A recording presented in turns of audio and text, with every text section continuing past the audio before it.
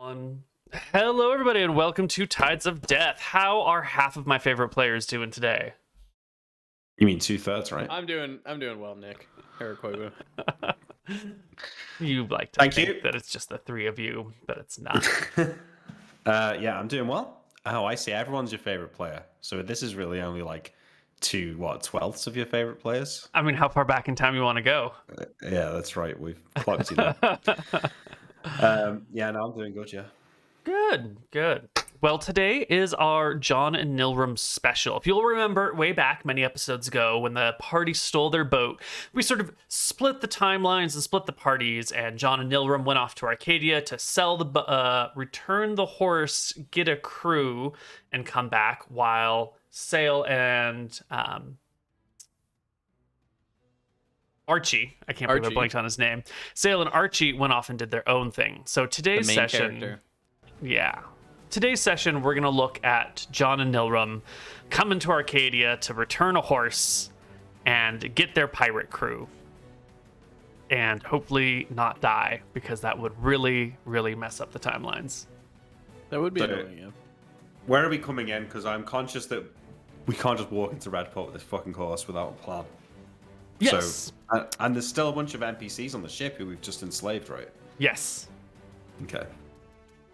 It's a bit of a shit show right now, and it's on you to make it work. So, maybe this is too intensive music for now. Where is it that you want to go? Because you're out at sea, you've got your crew, your new people, you've got your rowers, your sailors, you've disarmed all of the officers. The two of you have control of the ship. But where are you going to go? Well, we're going to Redport. Okay. But how far has it been since Archie and Sale left?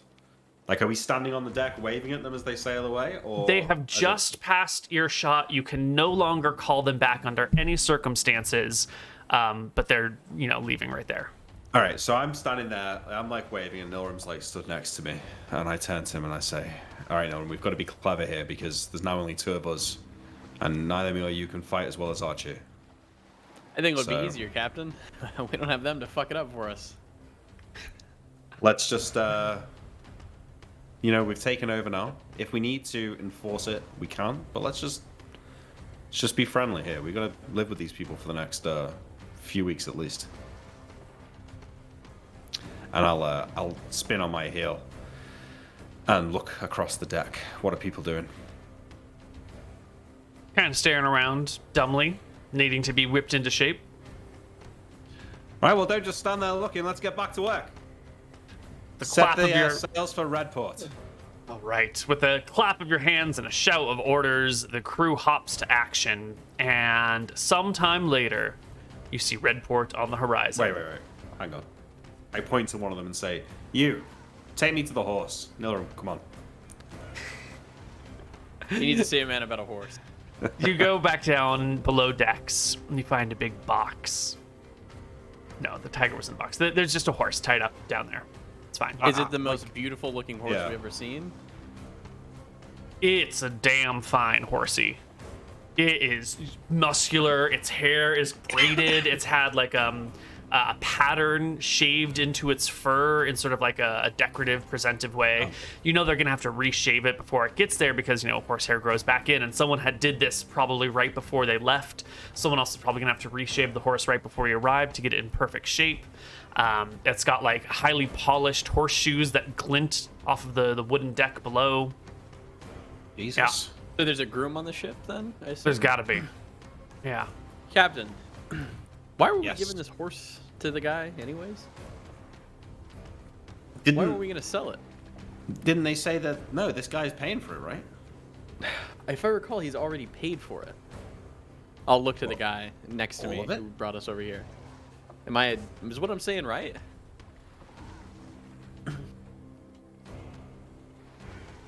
Don't just stand there fucking with a smile on your face. Answer the question. I'm not the one in charge. I don't know Get anything the about the fucking horse. right guy then. Well, find out who it is. Yes, sir. And he runs off to go find information about the horse. If I This recall correctly, I believe that you said that it was already paid for, and this was just being brought over now. Oh no, why would we agree to do it then? I don't remember. Maybe it's a 50-50 situation. You're like half now, half late. No, wait, wasn't it meant to be a gift? Oh, that might have been what it was. It might have been a gift. It might have been a gift. I don't remember.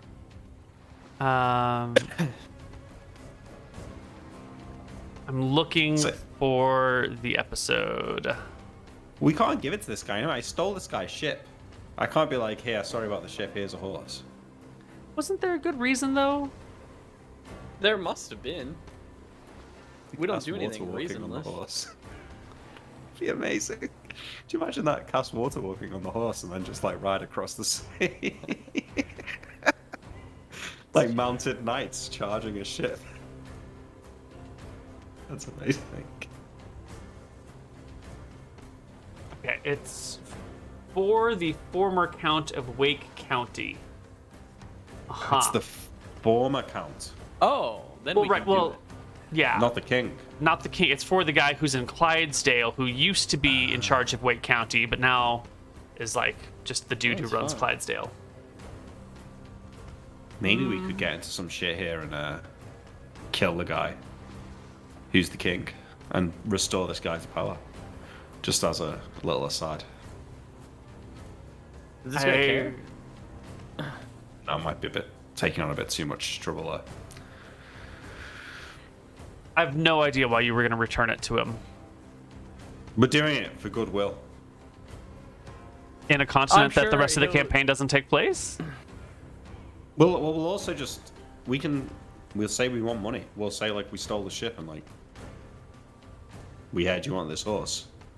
Yeah, that's it. So you can That's a pay us for genius it. idea, Captain. Thank you, Nora. I nod to myself. That is a good I'm idea. sure that he's gonna love that with all his guards right there. He's gonna no. This guy, he's not gonna have as many guards as he did before. Okay. He'll be fine. It's just Well, you know. we won't admit to Man being wants a pirates. horse. Well, we're not. We'll say we came across it. That we bought it at a reduced price. Okay. Heavily Yeah. reduced. Heavily reduced, yeah, but we would need to make a profit, so I'm only asking for half of its true value right now. Because of transportation and feeding it, and we've had to pay this groomsman to shave all this stuff into it, and look at its, how shiny its shoes are. Doesn't happen cheaply, my lord. No, it does not. That's right. Was it because you So- wanted to tie up loose ends so no one would come looking for your ship? Maybe that's why you wanted to deliver the horse. No, because they're gonna know the ship's gone. Yeah. They're gonna be looking for the ship no matter what, if there's a horse or not. Because we stole their ship. We didn't steal. It's true. What happened to the ship? It went missing. Was there any horses on board? No. Oh, fine. Don't worry about it. Don't. Yeah, all right. I don't know. It's been too long. We're gonna go deliver it. But why do we need to stop in Redport? Because if I look at the peninsula, if I don't land at Redport, where could I land? You can land Land in Hillsborough? Hillsborough or Rockwave. They're both. Well, Rockwave's out of the way because we're going to Weatherlight next. So Hillsborough would maybe make more sense than Redport. So I'm musing this out loud. Maybe, you know what, maybe we shouldn't go to Redport. Might catch some heat there, given my last encounter with the new king. It's been Maybe a we few should just- years, right? No one's gonna fucking remember your sorry mug. I don't know, Nilrem, this face tends to stick in people's minds. It's known all over the Dardanelles, and I've only been there a year or so. Captain, we have a whole different crew, and I need to see a man in Redport. There's a lot of magical components that I can buy there, and I know who exactly has them. I have an old friend there. I do have some good memories of the place. I'm just... What do we do with the horse? You think this thing's gonna arouse suspicion on the docks? Neal, I would know. Do I feel like this horse is gonna arouse suspicion? It will not arouse suspicion in and of itself. It's a fabulous horse. It will attract attention, but not inherently suspicion. Someone arriving from far off lands with a fancy horse. Yeah. Attention, suspicion, not the same. Okay, we just gotta get our story straight. So, this ship... Remember the captain, the old captain? They're from Tide's End and Solemn, right? You remember that? Right. So, I can't really say that we're from there because I can't do that accent. But we could say that the ship was moored. It was like it had run aground, you see, and many of its crew had died out at sea, and the captain was just looking to sell it off. So we bought it. It is a bunch of fucking dwarves. What are you talking about? You know, these are not the smartest bunch. They're not the stupidest, they're not the brightest, but they're not going to be asking any questions. Oh, you got a ship. Yeah. It's not the same as the Dardanelles, that's true. Maybe I'm getting a little bit paranoid. We're going to be alright. But I've run into some hot water around these parts in the past, Nilrem. You understand? And anything that you'll have trouble with, Captain, I'll be right there. I turn to the horse and say, it's probably going to be fine, right? All right, Nilrem, I guess you're right. I pat the horse. Let's go back up deck. I'll call out on deck. Where's the groom? The groom comes running, found by the guy who was staring slack-jawed earlier. How much could we sell this horse for? Well, the horse is promised to the former Count of Clydesdale. You can't sell it. I That's not what I asked you. I smack him across the face. Ow! That's not what I asked you. Answer the question, please. Oh, 1,000 gold, easily. Wow. Just need a couple of days or weeks to find a buyer. Well, So time we we've offer it. got. Well, no, we'll offer it to the guy for like 500. What do you think? The guy who 600. it's promised to? You can't do that. That's theft. Well, we can't offer it to him. No, hang on. Sorry, I didn't ask you for your opinion about this. Go and brush the horse. Yeah, go brush the horse. He sulks downstairs. All right, hear me out, Captain. Okay. Dwarves, they like to one-up each other, probably. They have a lot of inner dwarven rivalry and scuttle. What if Makes sense. we sell it to the guy in either Redport or Rockwave, the other dwarf dude? You know, they'll have a laugh. He's got his other friend's horse. Now the friend's mad because the guy's got his horse. I can sell a lot of things to a lot of people, but I'm not going to be able to sell this horse to the guy whose ship I stole just a year ago. That's not going to go down well. Now, I don't know about... No, I'm not confident that you could sell him the horse without inadvertently killing him. Sure. So I think the guy in Redport, that's probably out of the question. Now, in Hillsborough, though, there's got to be a baron there or someone. Maybe he'd want it. Dwarves are famous for their love of horses. That does sound right. What about Heatstroke, Captain?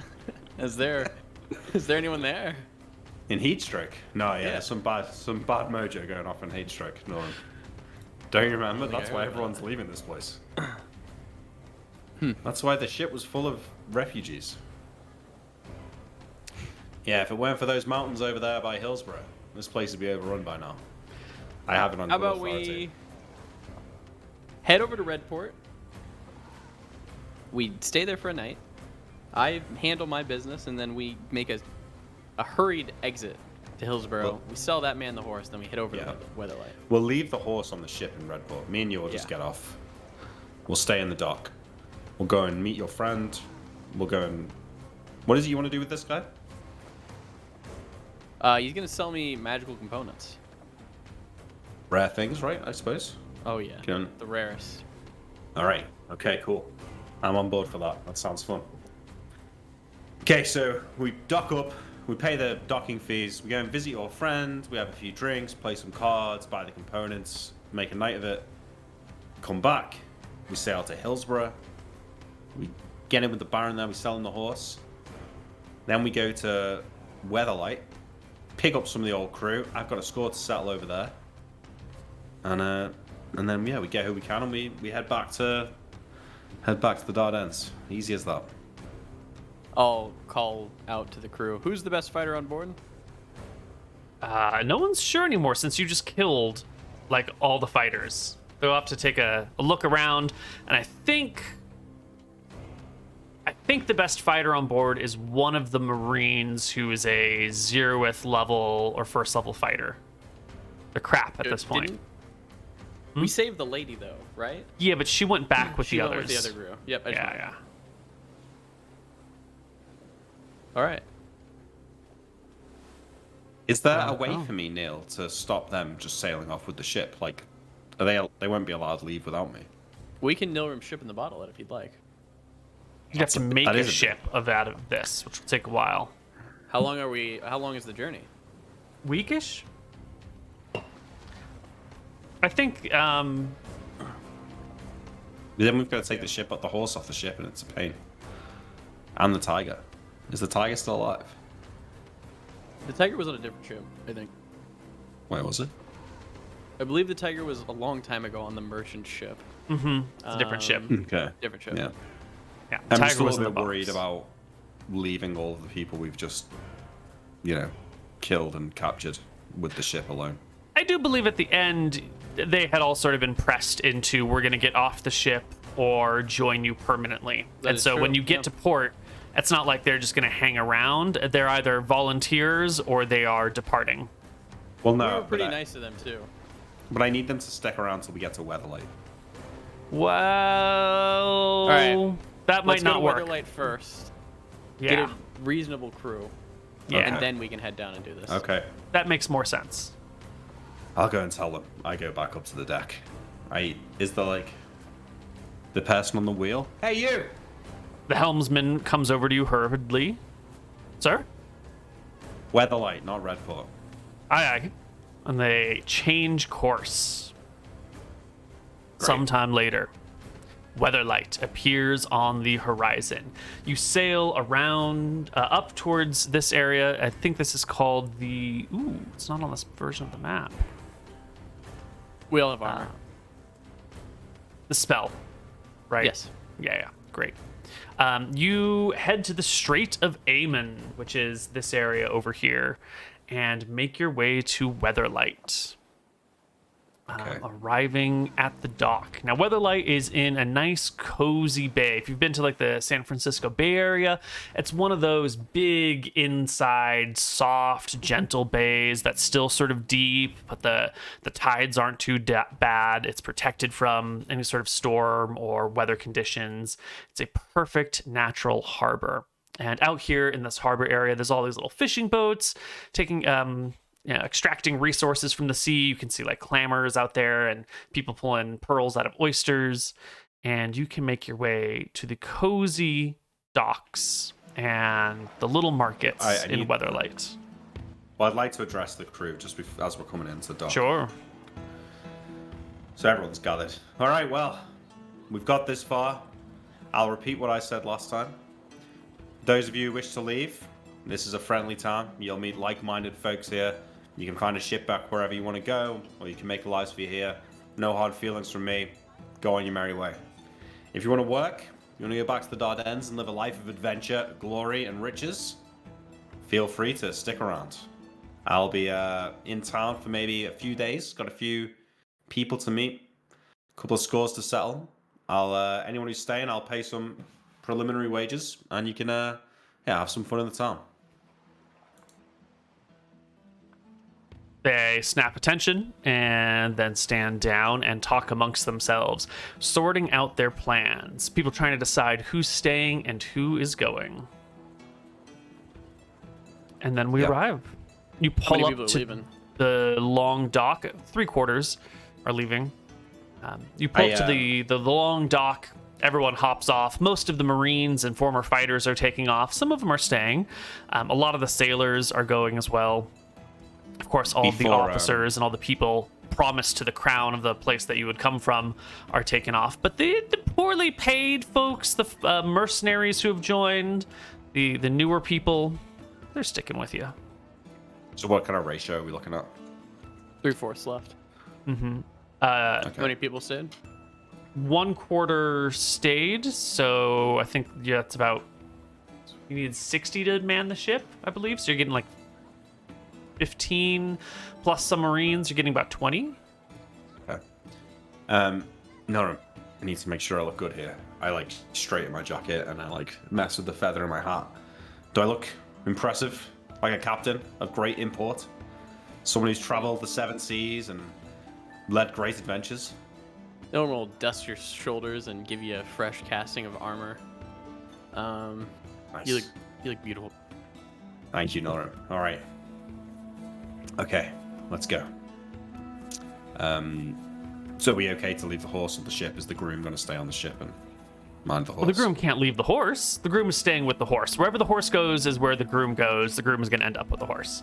He's not going to hang around with some scallywag pirates, and he's not going to wander around the town that he doesn't have a connection to. This horse is the groom's lifeblood to whatever is going to await him in the future.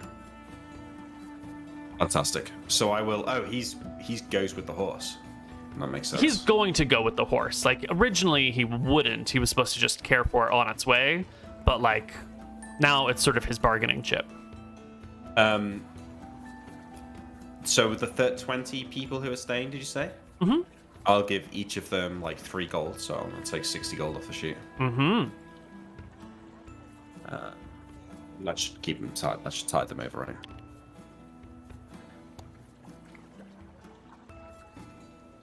They're tied over him. Yeah.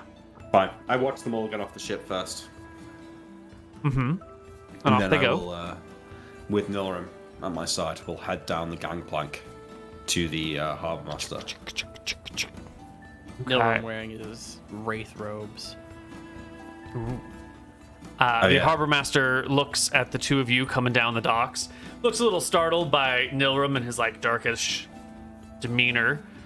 Hi, you wouldn't happen to be vampires, would you? That's a weird question, Davey. You saying you don't remember me? See a lot of faces. A lot of weird things happening lately. Who might you be? Hang I on. thought you were famous around here, Captain. I take my hat off. You remember me, right? Captain John Winters. Little Johnny, how you doing? Oh, Johnny. You've always been a joker, Davey. Yeah, I'm doing good, you know. I've been all over the place, mate. I've been to the Dardanelles, I've been to Solemn, I've been making deals with kings. It's been crazy out there. Oh my god, well, you wouldn't believe the things that have happened here. Gadia?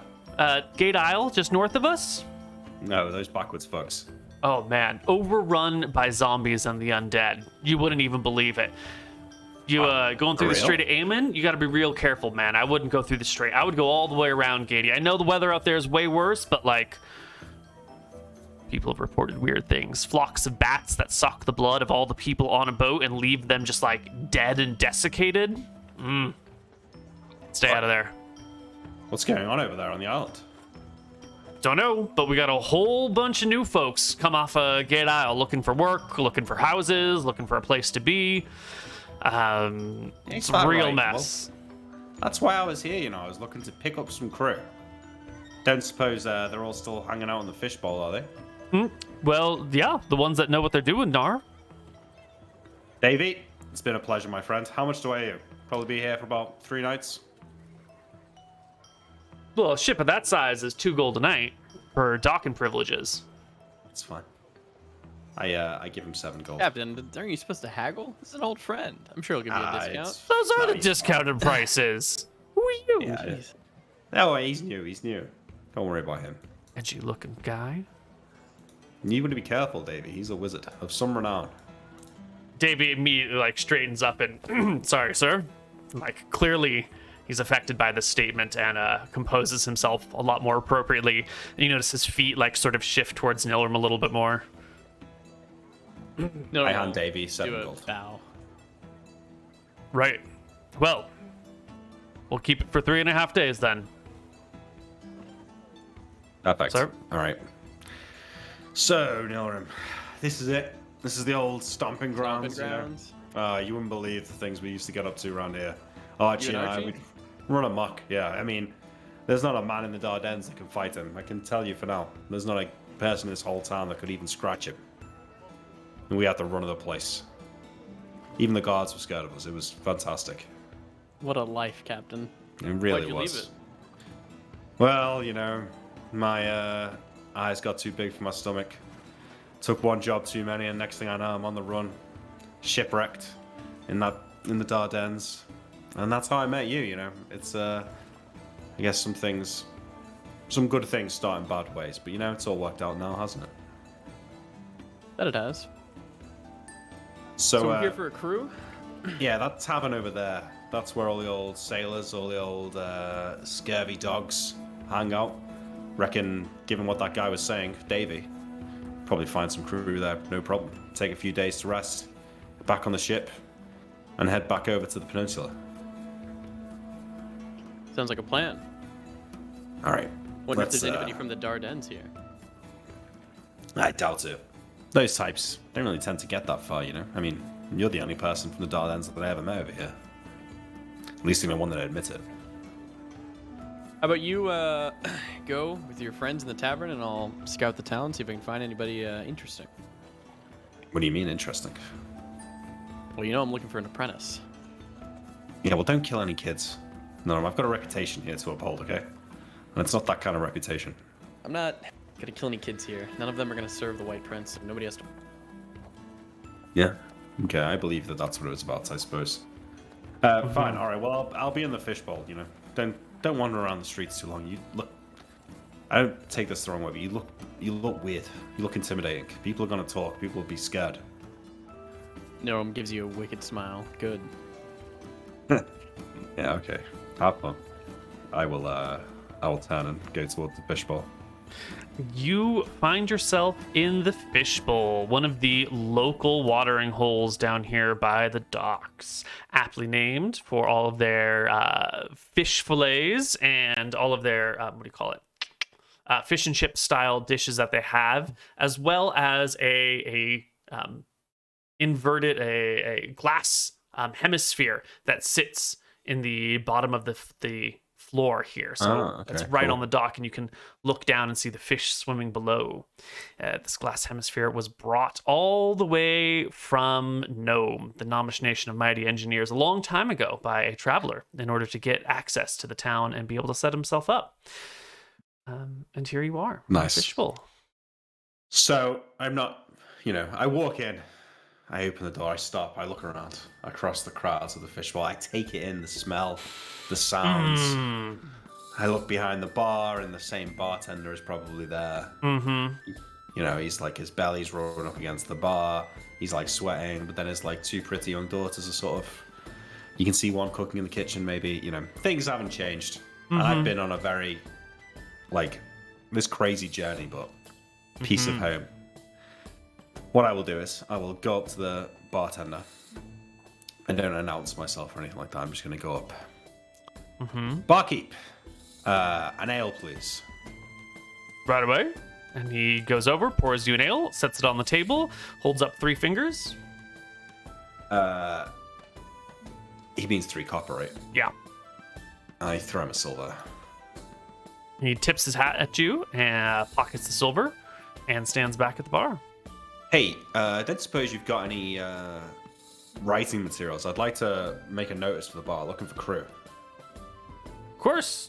He walks over to the other end, pulls out like a little writing kit. It's got a little board and some little paper, papyrus that's there, a small inkwell, a pen, a little bag of ponce, I think it's called, the stuff that you dry wet ink with, and sets it at the end of the bar for you. Yeah, great. I will take the writing kit, give the bartender a nod, and then go and find a table to sit at. Yep, you find a table. The place is pretty busy. There's a lot of folks here, mostly new faces. You can see a lot of people from Gadia here, from Gade Isle, and a bunch of, just regular old locals. Cool. Quite busy. I want to write this notice. I want it to be good. I'm even going to do a little bit of illustration, but it's going to be like saying, do you want a life of adventure, glory, and riches? Join Captain John and the Crimson Fists. And then a little picture of our Crimson Fist flag, and it'll say be here at sundown in 2 nights time or something like that. Right. Free drinks. Yeah, free drinks. That's how it goes. That's right. So I spend probably a good few hours getting this right. Writing it out, rolling it up, tossing away the thing, carefully wording it. Yeah. The bartender will bring you a refill of your drink partway through. And I guess you settle into a cozy routine over at a small table, mug of ale in your hand, quill in the other. And I'm keeping it low profile for now. I guess I want John sees his moment of revealing to everyone is to be when everyone's gathered to join the crew. Do you know what I mean?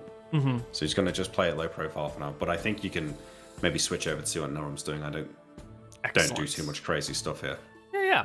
Well, Well, we've Nilrem. got two things to do. He wants to visit the local temple. It's the deity of. Yeah. Well, the local area has a few temples. Let me get my list. They have the main generalist temple that sort of serves the bulk of the needs of the town. His goal and then is to find one with a cleric. Okay. There is a separate temple to Astaire, a separate temple to Quantarius. Not so much a temple as like a place down on the docks where there's like a Quantarius post on the docks where trades can happen. You pay a small fee, but a cleric or a priest of Quantarius overwatches all the deals to make everything on the up and up. There is a temple to Nerul, goddess of hearth in the home and family and society, and another temple to Nadinus, goddess of nature, tides, weather, storms, that sort of thing. Okay. I think he will go to the Temple of Astaire. Just seems fitting. Yeah, you go to the temple of what is known in this area as the Father.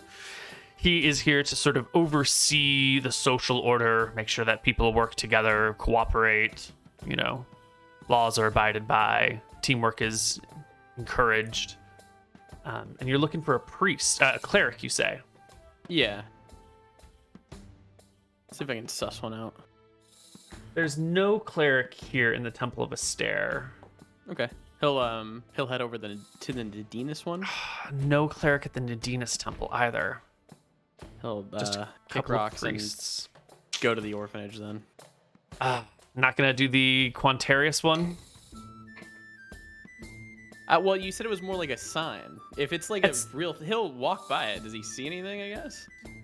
Yeah, you would have walked by it when you came through the docks. It's not so much like we come here to pray. It's more of like this is a trading post that the god of trade oversees through his priests and clerics. And so they're there to like perform a function. It's like if you went to a hospital, there might be a cleric of Martha there, sort of thing. Okay. Oh, Yeah. I'll check it out then. Yeah. He's looking for a cleric. Well, you will indeed find a cleric of Quantarius here. I don't know if you'd be able to tell level right off the bat. No, but this probably person's got some like wisdom behind their eyes. They've been around the block, They're not some fresh out of cleric school sort of person. It's a 6 foot tall, 155 human male who's like 86 years old. He's got this like scraggly hair, these like tired long eyes, wrinkled hands, and everything is done. The blessings that he performs on people have that like I've done this 10,000 times motion behind it.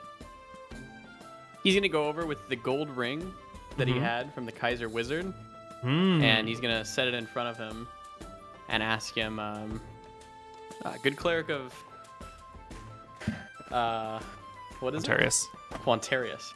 Good cleric of Quantarius. I was wondering how much this gold ring from a wizard faraway land would fetch me. You must have some idea. Cleric looks at you for a moment and he says, value is in the eye of the beholder, young sir. I would pay not 2 gold for that ring. But that man over there, and he says, pointing across the harbor, that one might pay you upwards of 100 gold or more. How good of a salesman are you? Is the real question. Not the best salesman. I am interested, however, in Then maybe half the 100. transferring knowledge. Have you ever heard of someone named, and he'll get real close if the cleric will listen? Have you ever heard of someone named Rohi before? You're an old, wise cleric. Rohi. No, I'm not familiar with that name. Should I? Who is this man? I shrug. I'm only passing on knowledge. Your god might be interested in that, however. Some would call him, Nilrem thinks to himself, and he's going to do an ink check because I can't remember the exact saying of it. The Lenorum dragon? Telemachy. Yeah. He'll toss that his way too. Have you ever heard of this thing? Telemachy? The dragon? No, don't know of that name. Must be a distant dragon. Definitely not one of the ones here on the Arcadian Isles. Where would I get such knowledge about the things that I'm looking for? Oh, great cleric. Once upon a time, I would have said you should go to Stromheim, but that place is leveled and no more. The great clerics of Heatstroke had immense knowledge, but they too are gone from our world. You might be able to seek out a spellcaster in Redport who knows of things far and distant.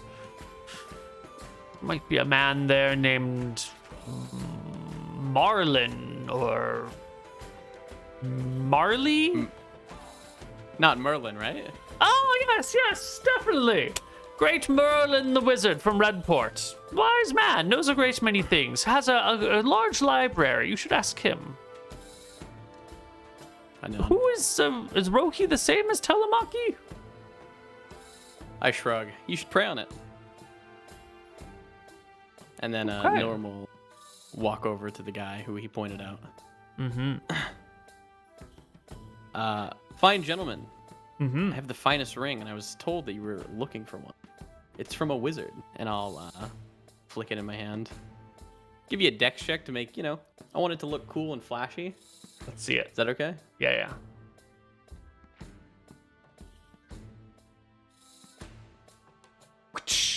It flips sort of towards him. He's got to reach out of the way a little bit to catch it, but it does a nice tumble through the air. He'll catch the ring, turn it over a few times, close his eyes, feel its weight, pull out a little looking glass, a little lens to look at the crystal itself.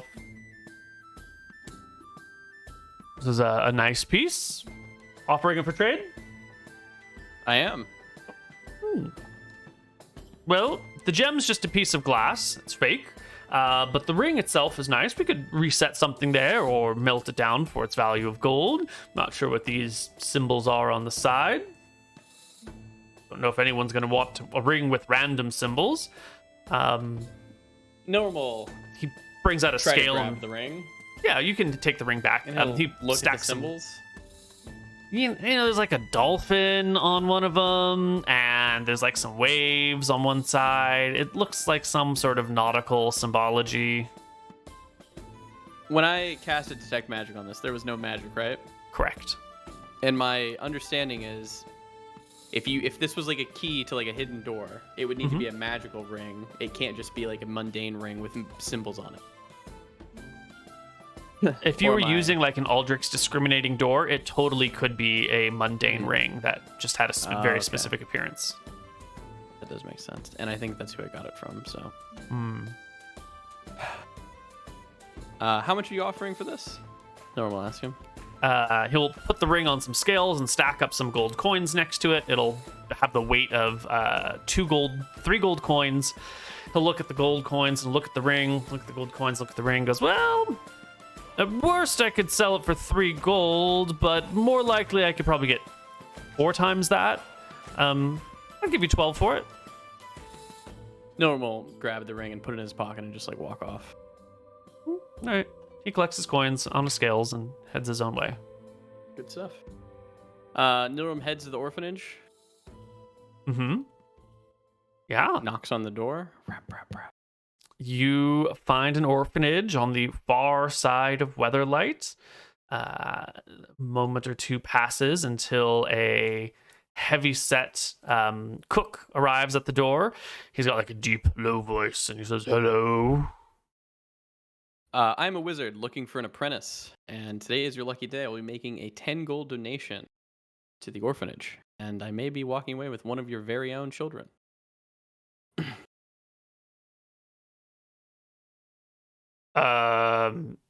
Right this way, sir," says the cook, and sort of stands up a little bit straighter and tries to lead you towards like a waiting room off on one side. It's a really small, cozy little place.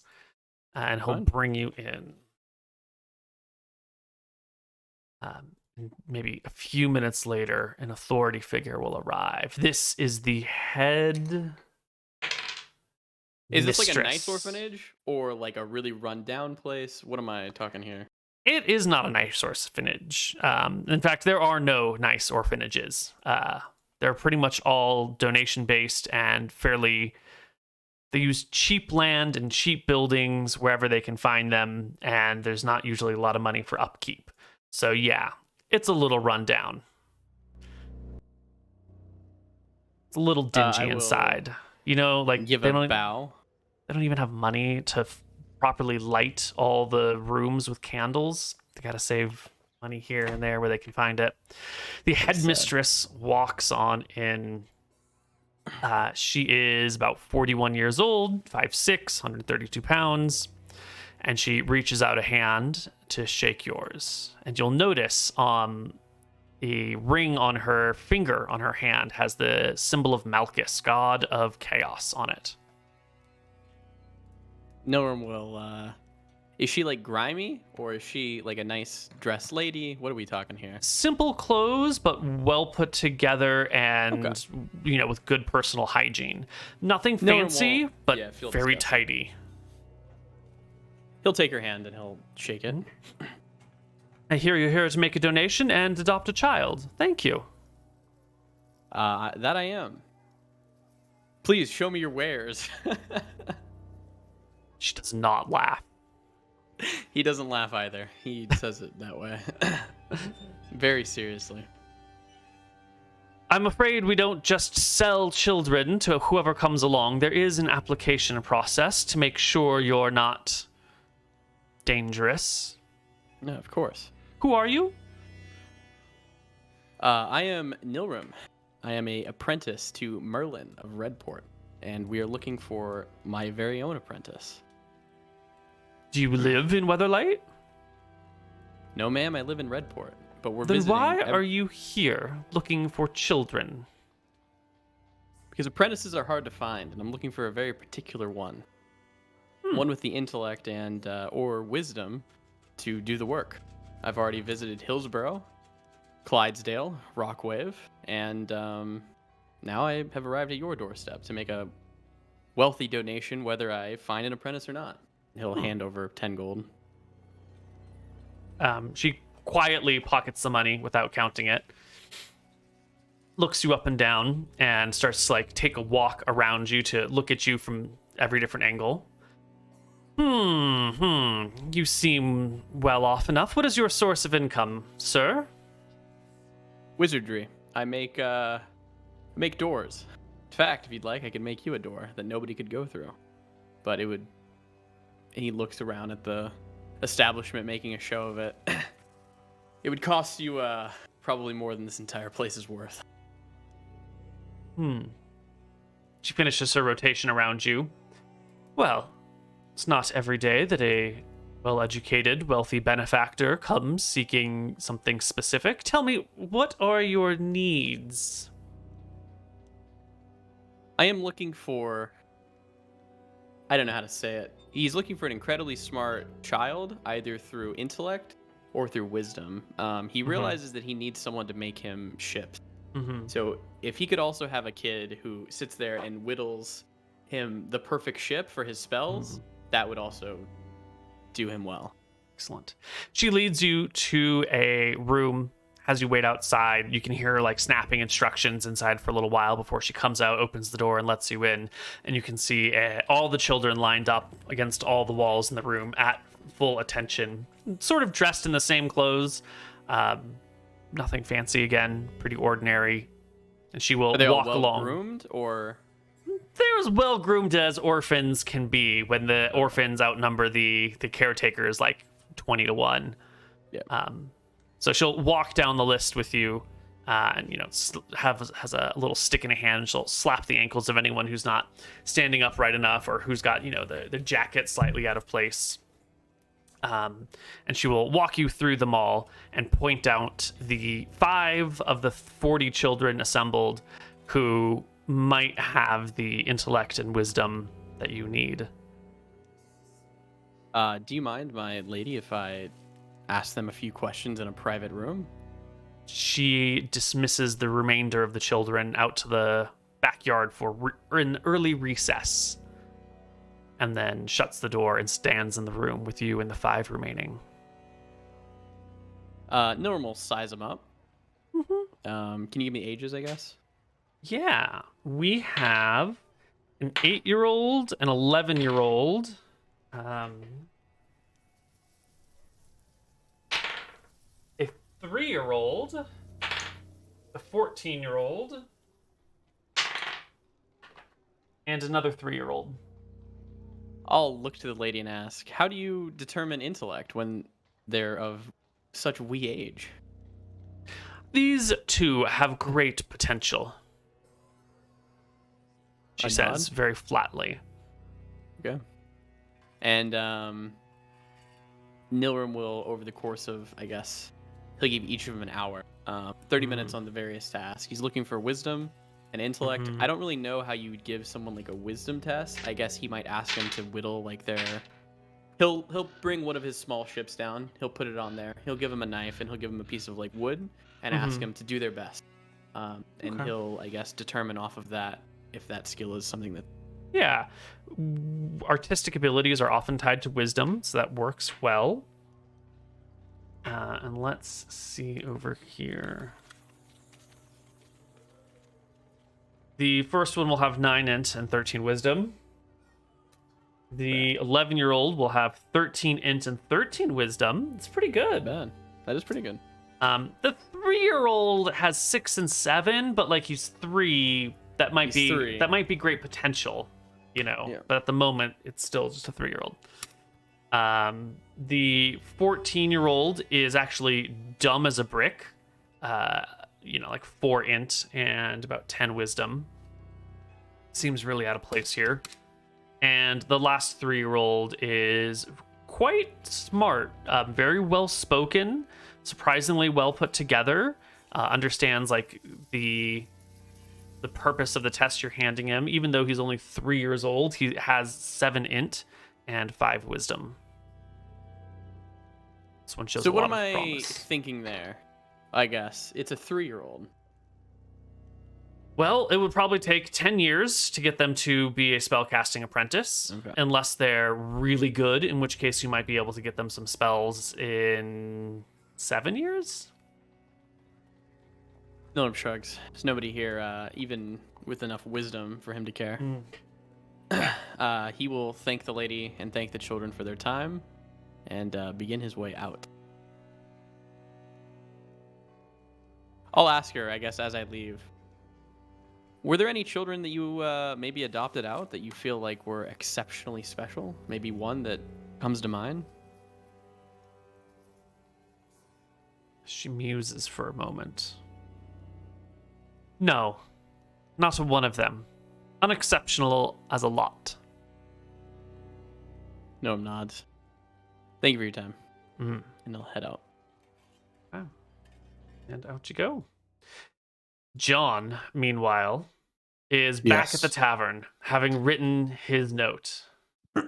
That's right. It's finished. It's perfect. I'm going to roll a charisma check because I want to know if I feel like she's lying. Sorry. Okay.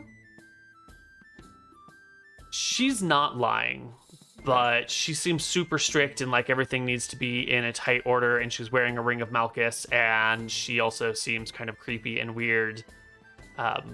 There's definitely something off about the mistress at the orphanage, but she's not lying. To find out, yeah. Okay, cool. Okay. So I'm back in the tavern. Has it just been a few hours? I've just finished writing the thing. Yep.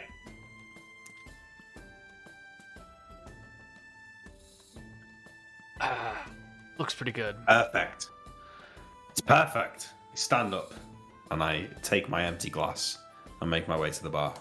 Barkeep, I've finished. Please display this in the most central location you can find. I shall pay you handsomely for the privilege. Yep.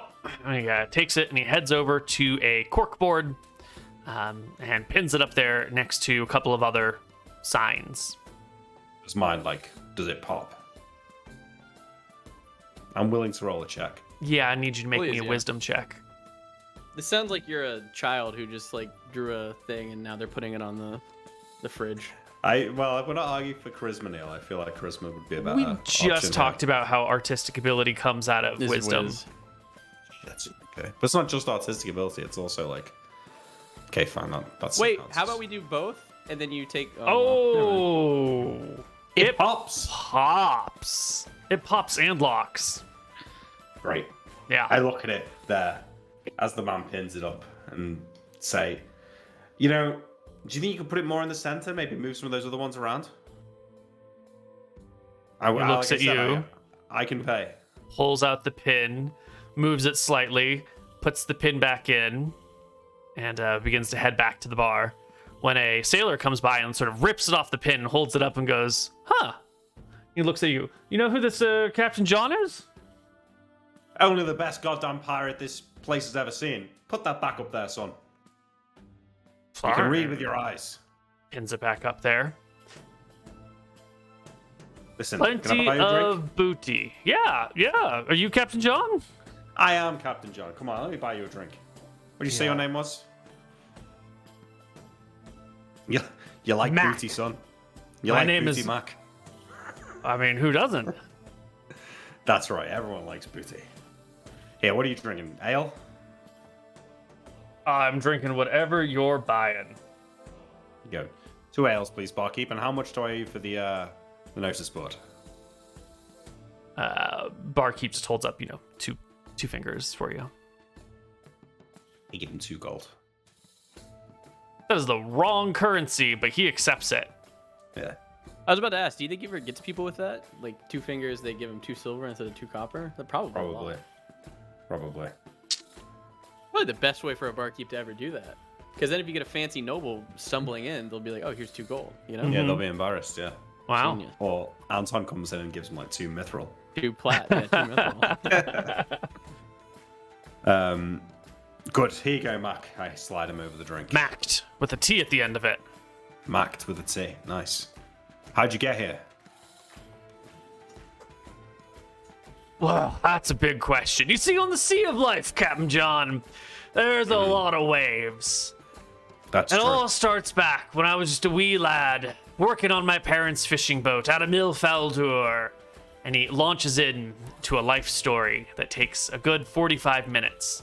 I listen to it happily. The long and short of Nilrem it will probably show up. is that he's always sort of hung out in the ocean.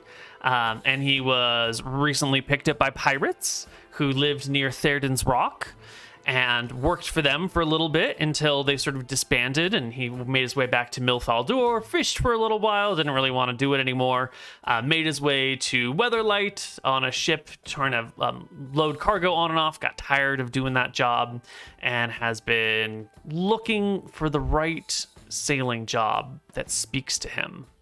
He's tired of all the heavy lifting. He's tired of the fish smell. He wants money on the sea, but no one will give him any responsibility because he's just some lowly guy. Oh, that's a fascinating story, Mac. I have to say, I've heard many a tale and many a bar across the land, but this one, it speaks to me. You're a man, you're going places. You kind of remind me of myself a little bit back in the day when I was younger, when I was just getting started. I can see a lot of myself in you, and I think you're just the man for the job. What do you say? You want a job? I want a job. Yeah, well, where are we going?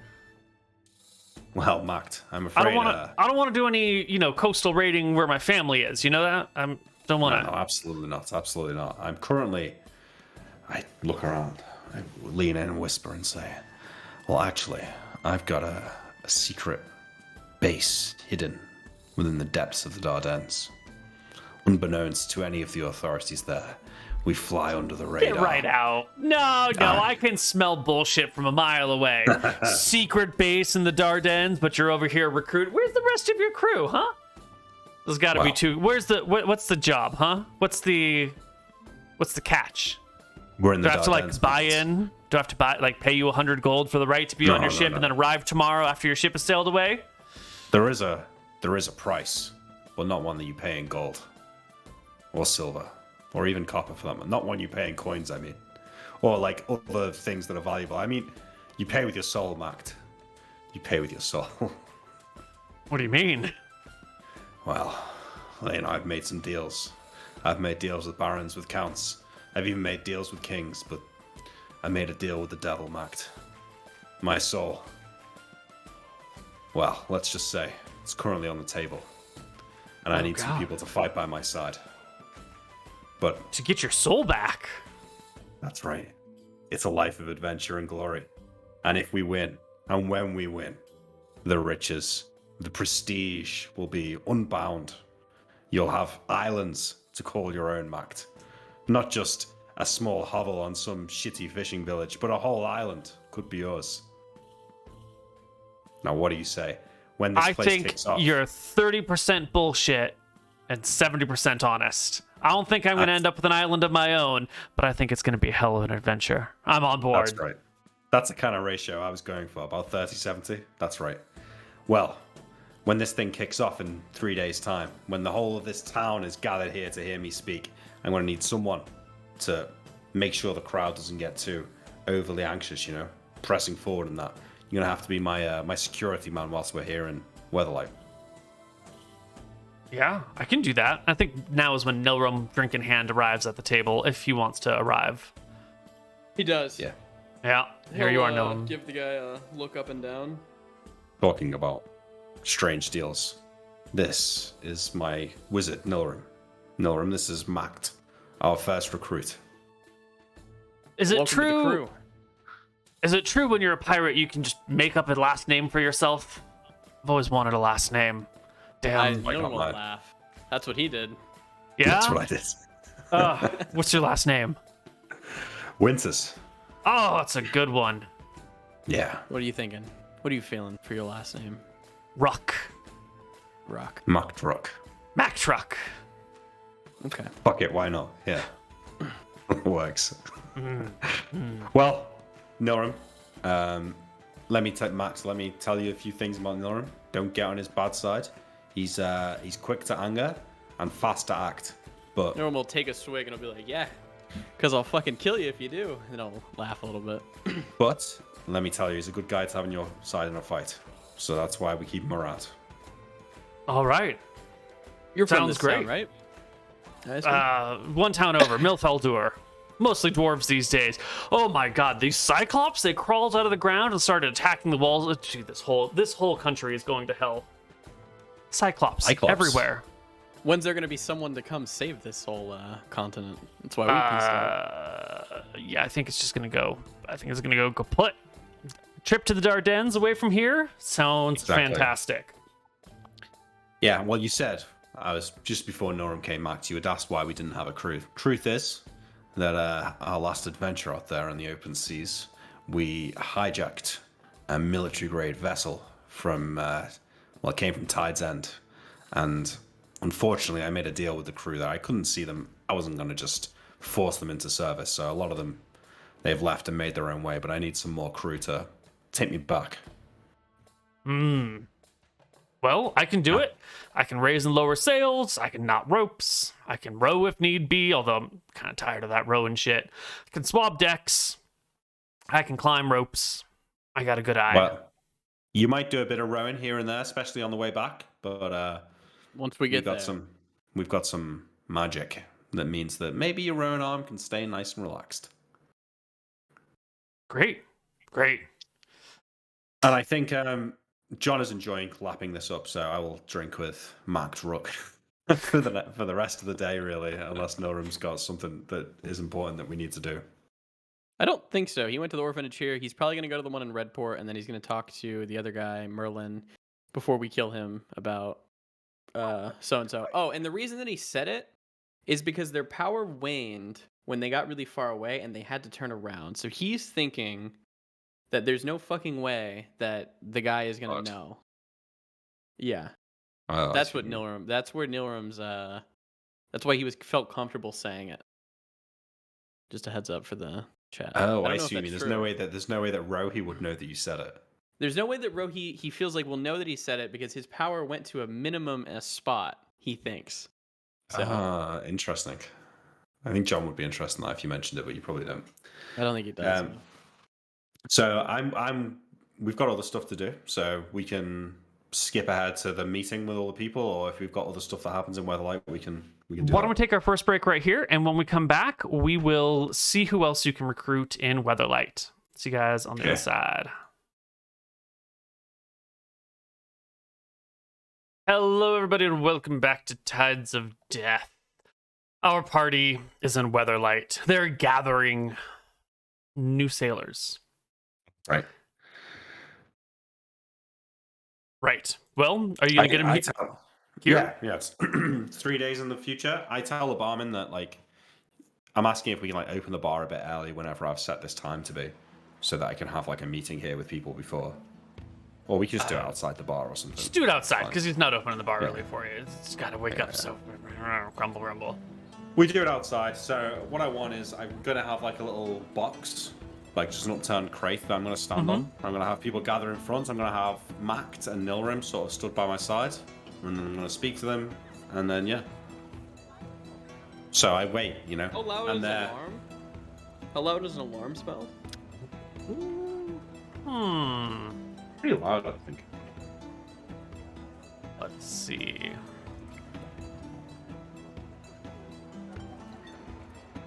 It is... Alarm spell lets out a loud ringing that can be heard clearly within a 60-foot radius. Reduce the radius by 10 feet for each interposing door and 20 feet for each interposing wall. So if you're within 60 feet, you can definitely hear it clearly. If you're beyond 60 feet, I think it just becomes increasingly less clear. Okay, never mind. You can definitely hear it further than 60 feet, though, right? Yeah, but I think 60 feet is there's no question you can hear it. Okay, I mean, he'll do it then. One of his spells, he'll do alarm, and he'll just cause it to go off to get people's attentions. Nice. Clever. Yeah. The alarm will ring, and all will gather. Okay, I stand upon my soapbox. I've got Nilrem on one side, I've got Matt looking me on the other. I clear my throat. Avast ye, seekers of adventure. Jexel surely shines upon you today, for you have ale in your hands. There's free drinks, right? And look in your loins. You find yourself before famed captain and feared pirate John Winters of the Crimson Fists, the Scourge of Solemn, the Devil of the Dardanelles. Give him a nudge. And the greatest pirate to ever pillage the shores of Arcadia. Wait, what's the nudge? No, gives him another nudge. He'll whisper you. What about me? Hey, I've got a script. Gets you at the end. If you seek a life of adventure, glory and riches, then you've come to the right place. Typically, I would only invite the most dangerous and the most fearsome pirates to join my crew. But today, you have a unique opportunity. My wizard and I here have recently come into possession of a military-grade ship from the armory of Tide's End. However, I lack the crew to man it. I'm desperate. I have space for up to 50 of you. You can man my vessel and return with me to my secret pirate base deep within the bowels of the Dardanelles. Recruits will be paid handsomely, treated well, and provided training in seafaring and martial matters from the best in the business. If you are refugees from the horrors of Gade Isle, fleeing the demons of Heatstroke, or just bored with a mundane life, then raise your hands, and my wizard here shall pick you from the crowd. Wow, that's amazing. Give me a charisma check. Okay. How super amazing is it? You get 28 hands that shoot up. Nilrem will go like Vanna White and pick people from the crowd. Great. Now, we can have a little mini character building session where you grab some people and we roll some stats and we randomly determine some extra non-weapon proficiencies and we can sort of flesh out your crew right here. Or we can totally skip that and we can just say you pick some people and we'll deal with fleshing them out at a later date. Let's pick some people and flesh them out later. Okay. Yeah. Cool. Yeah, you go through the crowd. You pick out, of these 28, the half that you think are probably going to be better suited for this. So you get 14. I think we need 20 people, right? We need more. Well, no, we need like 40 people, right? Well, you have these 14 plus, it was maybe 20 that stayed with you from the first crew? 23? So 34? Yeah, but you said we need 60, I thought you said. 60, I think, is your full crew size. So we've got 30, let's call it 37 right now. So you need another 23. We could stick around, like... I'm honestly kind of disappointed in this group of people that more of them don't want to sign up after such a rousing speech. I guess they just came for the free drinks, those fucks. Yeah. Well, also, it usually takes more than one moment to recruit some folks. You could build off of this success. We'll do it another day. Yeah. I mean, So how many after the- people were after- walking by right here, right? It's got to be a small fraction of the good notice sailors. in the bar, right? The one note, Captain. One note fine. in We'll do one it another bar day. for 3 days. You gotta. I got a good idea, fine. Captain. Let's go Yeah, hang out near the sheriff's office. That's going to be where all the delinquents are coming out of. And then as people come out, we ask them. Mact, why don't you go and hang out by the sheriff's office and have a word with any rapscallions coming out there who look like they're at a loose end? Aye, Captain. And he scurries off. No, I think I know of a few people who might be interested, Captain. Let me go recruit a few more. You're right, though. We should do another recruitment day. I say to the 13 that have come forward. Seems that you guys have made the right decision. Our ship is in the docks, and here I have your signing on bonus. And I'll give them all a gold coin. No, 10 silver coins. Give them all 10 silver coins. They're excited. They take the coins. I make sure that everyone else can see the very generous signing on bonus that you wouldn't usually get. Yeah. And I say, we'll be here for a few more days. Perhaps time for the rest of you to change your mind and see the light. For you can enjoy yourselves in the town, or make your goodbyes, for we shall be leaving soon. They will go make their goodbyes. And you can find... Nilrem will head off, telling the captain he was going to go find some people, and he's going to go back to the orphanage. But he's going to go there at night. Okay? He has spider climb, and he has knock, so he should be able to, in his mind, spider climb in there into the kids' room and ask about. I am sure I saw all 50 kids, right? There were some older ones, yeah? Totally, yeah. Okay, that's who we want.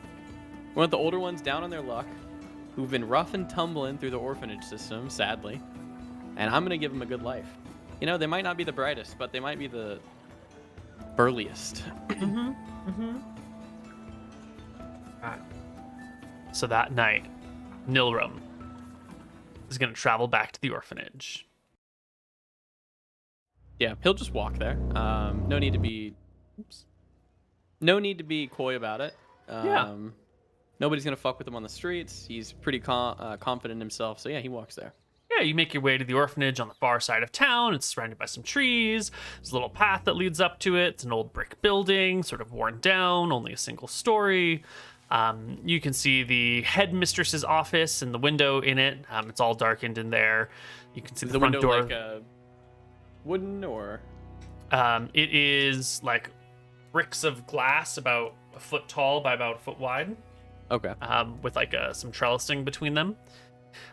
You can see, what would have been the classroom that you saw earlier, and then the light on the far end of the building must be the dormitory. It must be where the kids sleep. Because it's still on. Or maybe it's where one of the staff sleeps. There's a light on the far side of the building. Is there a chimney?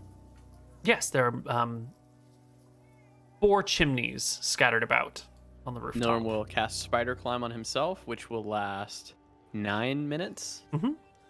He's going to climb up the building super fast, I assume. Yeah, you scamper up to the roof And- instantly. Santa Claus himself down the chimney. How do you fit down the chimney? I will. Well, I would have taken it large actually, so I'll do that. Can I not fit down the chimney? No way. Shitty Not without building. making Is there a shit ton of noise and cursing and scraping and. Shitty building. Is there anywhere for me to enter from the roof? Let's make a die roll. See if it's your lucky day or not. Feeling lucky. it is not your lucky day. There are some worn areas of the roof, but nothing loose enough that you could pull it up and slip inside. Okay. He will shimmy down the building upon seeing that and try the back door.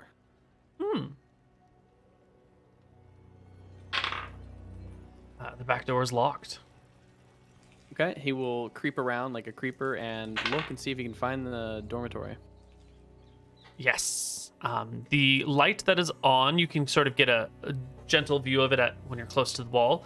And you can see that must be the headmistress's room, because she's up there sitting at a desk writing. But another window nearby that is darkened, you can like cup and view through and see that it is the dormitory. Double bunk beds stacked all over the place. 50 kids? Are any Yes. awake? Give me... yeah. You'll see that one of them is like pulled the blanket up to their eyes and is staring at you. I will pull out a few gold coins and like do small taps on the window and show it to him and like go like this. Give them a morale check. See how terrified they are of the strange man with the golden coins who comes in the night and lures children away. Oh, killer morale on this kid. The kid hurries over to the window and finds a latch in the whole window, sort of like squeaks out. How old is he? This young girl is only 6 years old. She looks Hello. at you. I say hello. Hi. Where You're the man from earlier. I nod. Where do the older kids bunk? Here. And she sort of like points to this room. Nilrem will step in, handing her one gold piece that he takes off his sheet. Probably more wealth than she's ever seen in her life. Yep. I'll whisper to her, you need to hide this and keep it from all the other kids. Don't even let the headmistress know about this. This might get you out of a jam one. And I will go over and, with a very low voice, I'm trying to not be loud. And I know that the walls aren't very good here. I will gather the kids, pushing them and like waking them and like telling them shush and like telling them to follow.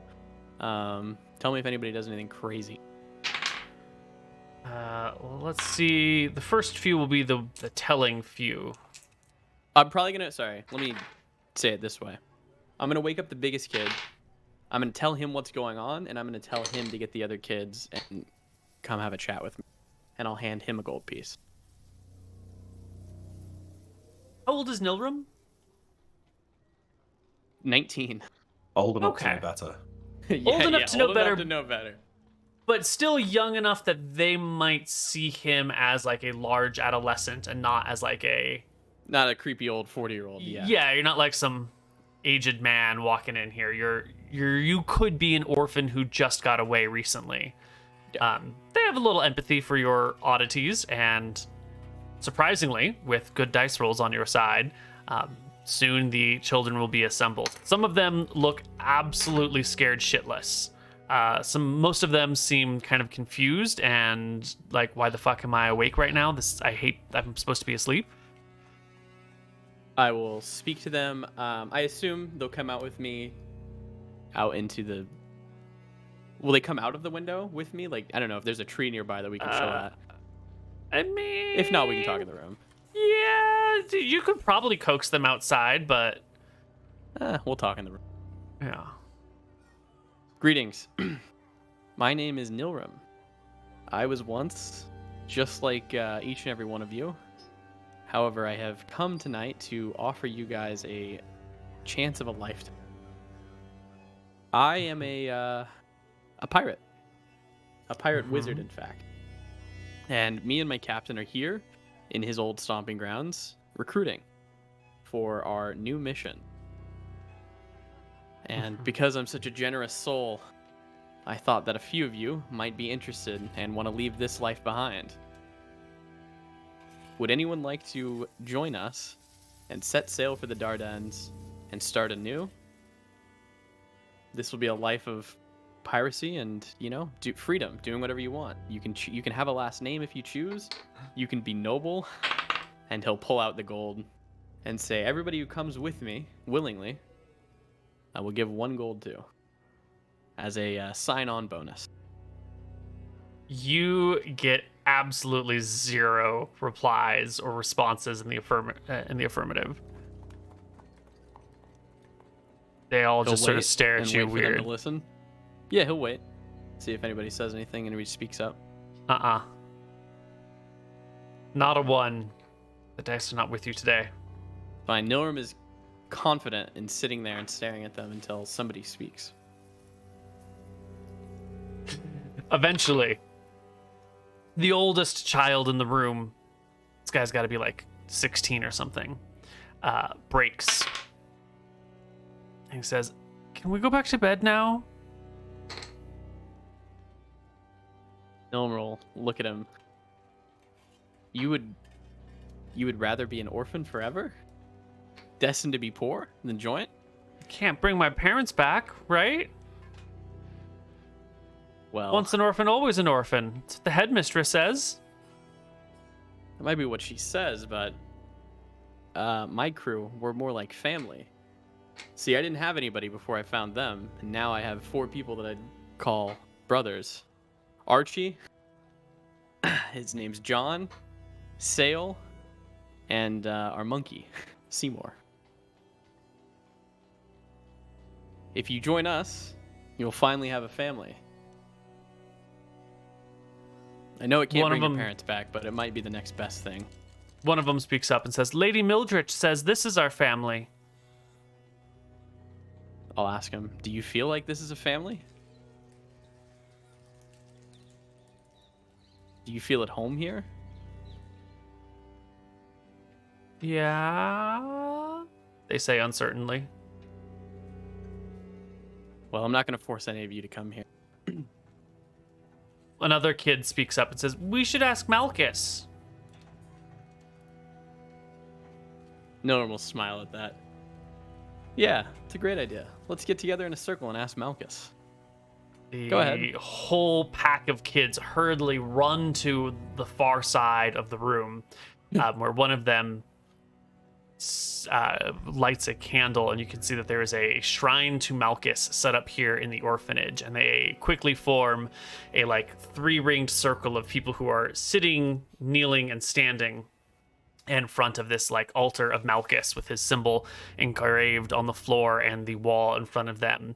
This is Nilrem something that they must will practice all the time. Put his hand in his robe and thumb a crystal rod, a glass rod. Uh-huh. I'm waiting. They begin a prayer to Malchus, a very formal, rictualized, the great father before us who created all humans, Malchus, the one who sets us free, who guides us through our lostness. Please help guide us and give us wisdom for our next course of action. And then one of the kids steps forward and sprinkles some sand in front of the candles, which flare a little bit, and says, "Malchus, Malchus, should we go with this strange man?" And the candles sort of flicker and flutter. And he looks back to you and goes, I don't know how to interpret the flames. Lady Mildred always says what it means. Oh, just ask again. He loves being channeled. Hey, try it again. And I'll Malchus, tell him, Malchus. I'll say, all of you kids, you should all chant his name. And Nilrem at this point will probably start to head for the window. Mm-hmm. The children are loudly praying to Malchus in their 3-ringed circle, tossing burning sand into the flames. What do you do with the rod when you get to the window? He holds it for a minute, okay? Mm-hmm.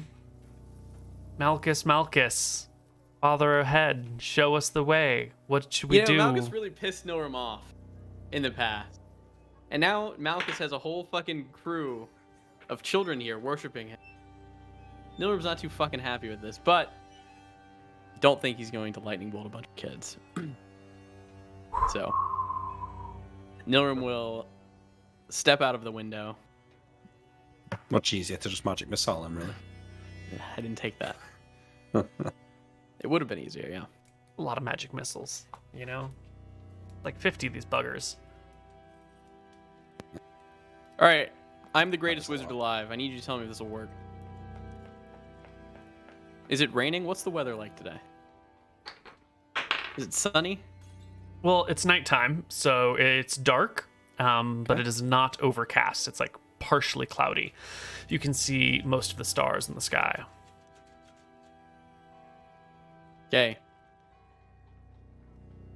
Not going to kill the kids. However, if you cast a web spell and you lightning bolted the web spell, the web spell should catch on fire, yes? Okay. Yes. If you cast a Fair web enough. spell into a building that has torches and candles and fireplaces roaring, the webs will also catch on fire. Casting it inside city limits, especially inside of buildings, is a very dangerous thing. I nod. Nilrem leaves.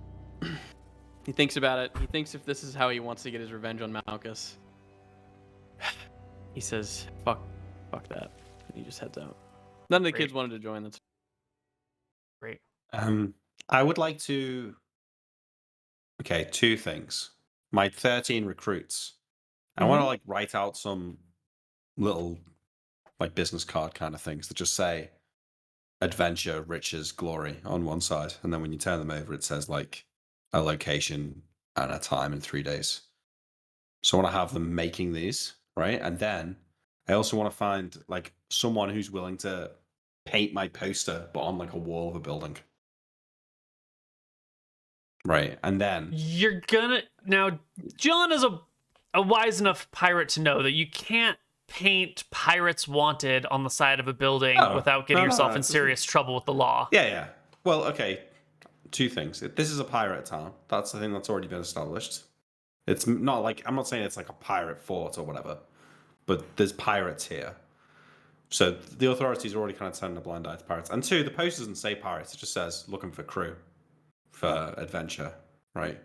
Looking for crew for adventure. That's fine. That's fine. I just want to make sure it doesn't say, hiring pirates.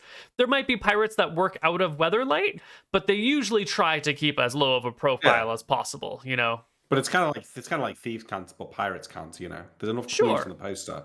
Yeah. Without outright saying it. But this is what I'm envisioning. In 3 days' time, there's been this mural on a wall somewhere. I'm going to buy a shitload of beer so that I can have my guys like handing out the beer to people in the crowd. I'm going to have like Nilrem using spells to be like, free beer, like people. I want a crowd, and I'm going to redeliver my speech. And this time, we're going to get all the crew we need. Okay, now we're advertising to the whole town. We're painting on buildings. We're passing out free beer. You are sure to get a large group of people coming to you this time. Yeah. But you're going to get a large group of people coming to you this time, Nick. You are going to have not just sailors, you're going to have onlookers, anyone who just wants a free beer. You're definitely going to end up with like a certain amount of town guard who have arrived because something is happening in town that no one knows about. And someone should be there to keep an eye on it. There'll be a couple of knights around. They can have some beer as well. Yeah. Yeah, there are going to be some nobles who are parked out in upper story windows looking down at what is this interesting little peasant gathering that's happening over here. Oh, look, the seamen are up to something. Oh, we should go watch and see what they're doing.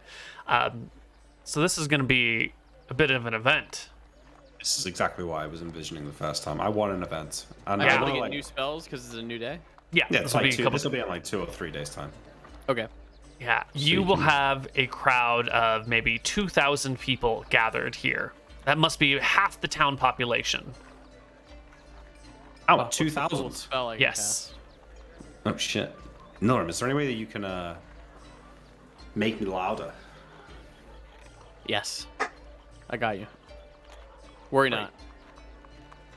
Amazing. Nilrem will enlarge you by 60%. Ah, yeah, so cool.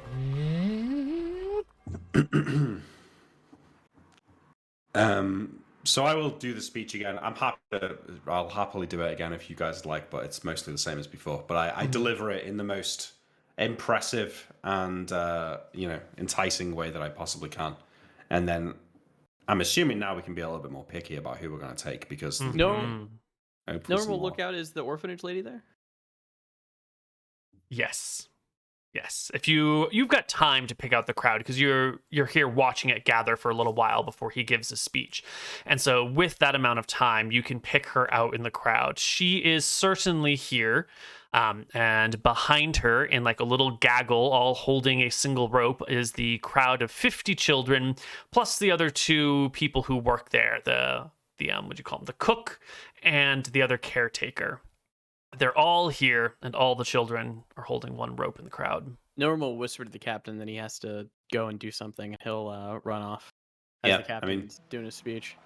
Well, it's probably before, maybe. People are gathering, Do you want to do it while the speech is happening, or do you want to just do it when it's convenient? I'm going to do it while the speech is happening, because it's fine. semi-time important. Got it. He's going to the orphanage place, and he is going to go and check the lady's desk. He doesn't feel there's some right shit going on there. Gotcha. He's going to go sack that place. And if you need, he has knock. Well, Nick, I want you to make me a charisma check at advantage this time, because you've given this speech before, and now you're more prepared. You've got this. Yeah, I have got this. Okay. Ooh. Okay, I'll take a 34. A 34, and we have 2,000 people. 34 times 20. You will get 60 volunteers when this is done. And as you're looking out over this crowd of 60 volunteers, you'll see that not all of them are sailors, right? Some of these are local townsfolk who have heard the call to adventure that you would have to train. Some of them are proper sailors. I will get rid of anyone who looks like they wouldn't make it. Like they're just not cut out for it in terms of their constitution, if you know what I mean. Like they'd be thrown up on the ship and that they'd want to give up. Yeah, you even quickly if trim not, 20 trained, weaklings. But even if they're not like trained sailors or whatever, I'll still take them. Okay, so I get about 40 people then? Yeah, plus the you 13 trim it from before, plus the 14 from before, plus Matt Ruck, and the 23 that were on the ship previously. So 15 and 23 is 38, and 40 is 78. Great, more than enough people. And the ship's not gonna. The ship can carry that many people, right? Oh yeah. Cool. And there is some wisdom in having more Extra people crew. than you need. Yeah, extra crew can be useful, especially if you're going to be pirating. Okay. I will splash out another 400 silver to pay you their signing on bonuses. 9,000.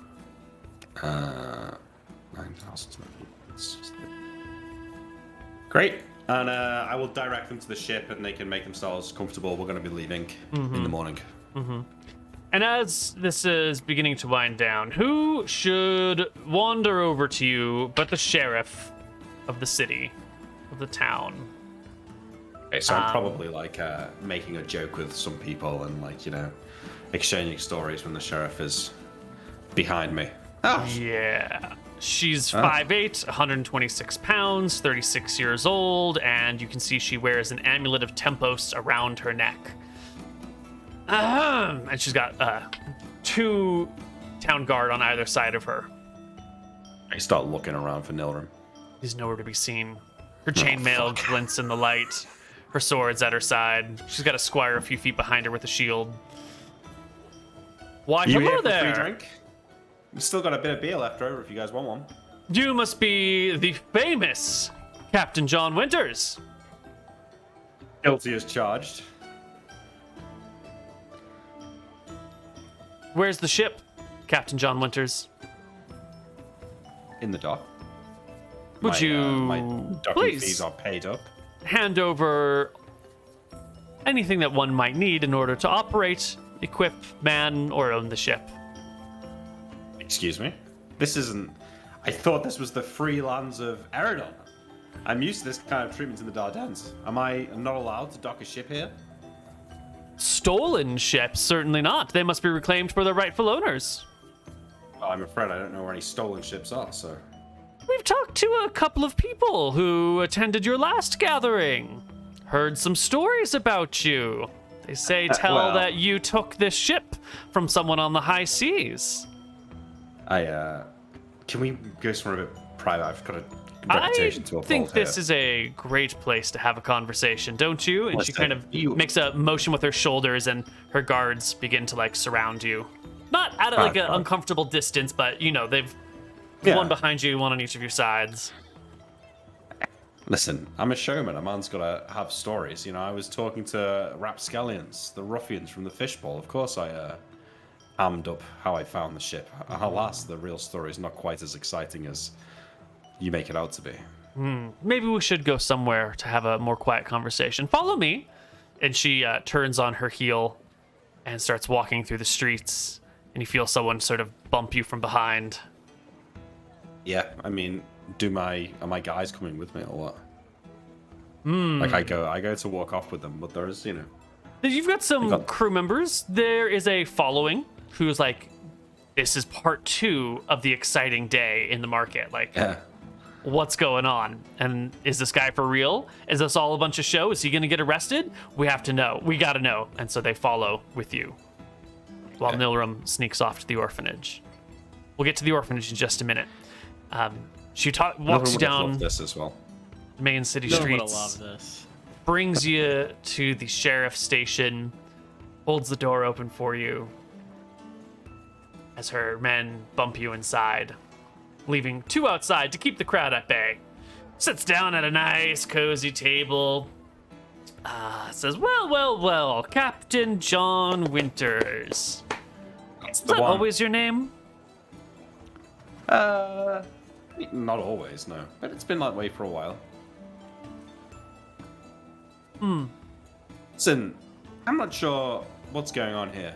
And most certainly, I've run afoul of the laws of many lands. But I'm not aware that I've broke any laws here in Eridon this day. Good rumor has it that you stole the ship. Isn't that worth a chat? It's worth a chat, but can one really steal a ship in the open ocean? Does the laws of man and the land really apply out there on the high seas? Not that I did steal a ship, but let's say even if I had. Theft of a ship is theft of a ship. Indeed it is. But that doesn't mean that any old sheriff can arrest me for it and claim my wares for their own. Could return stolen property to its rightful owner. Could seize it as a tool of the criminal trade. You know, civil asset forfeiture is a strong practice alive today. Yeah, I get it. All right, how much is this going to cost me?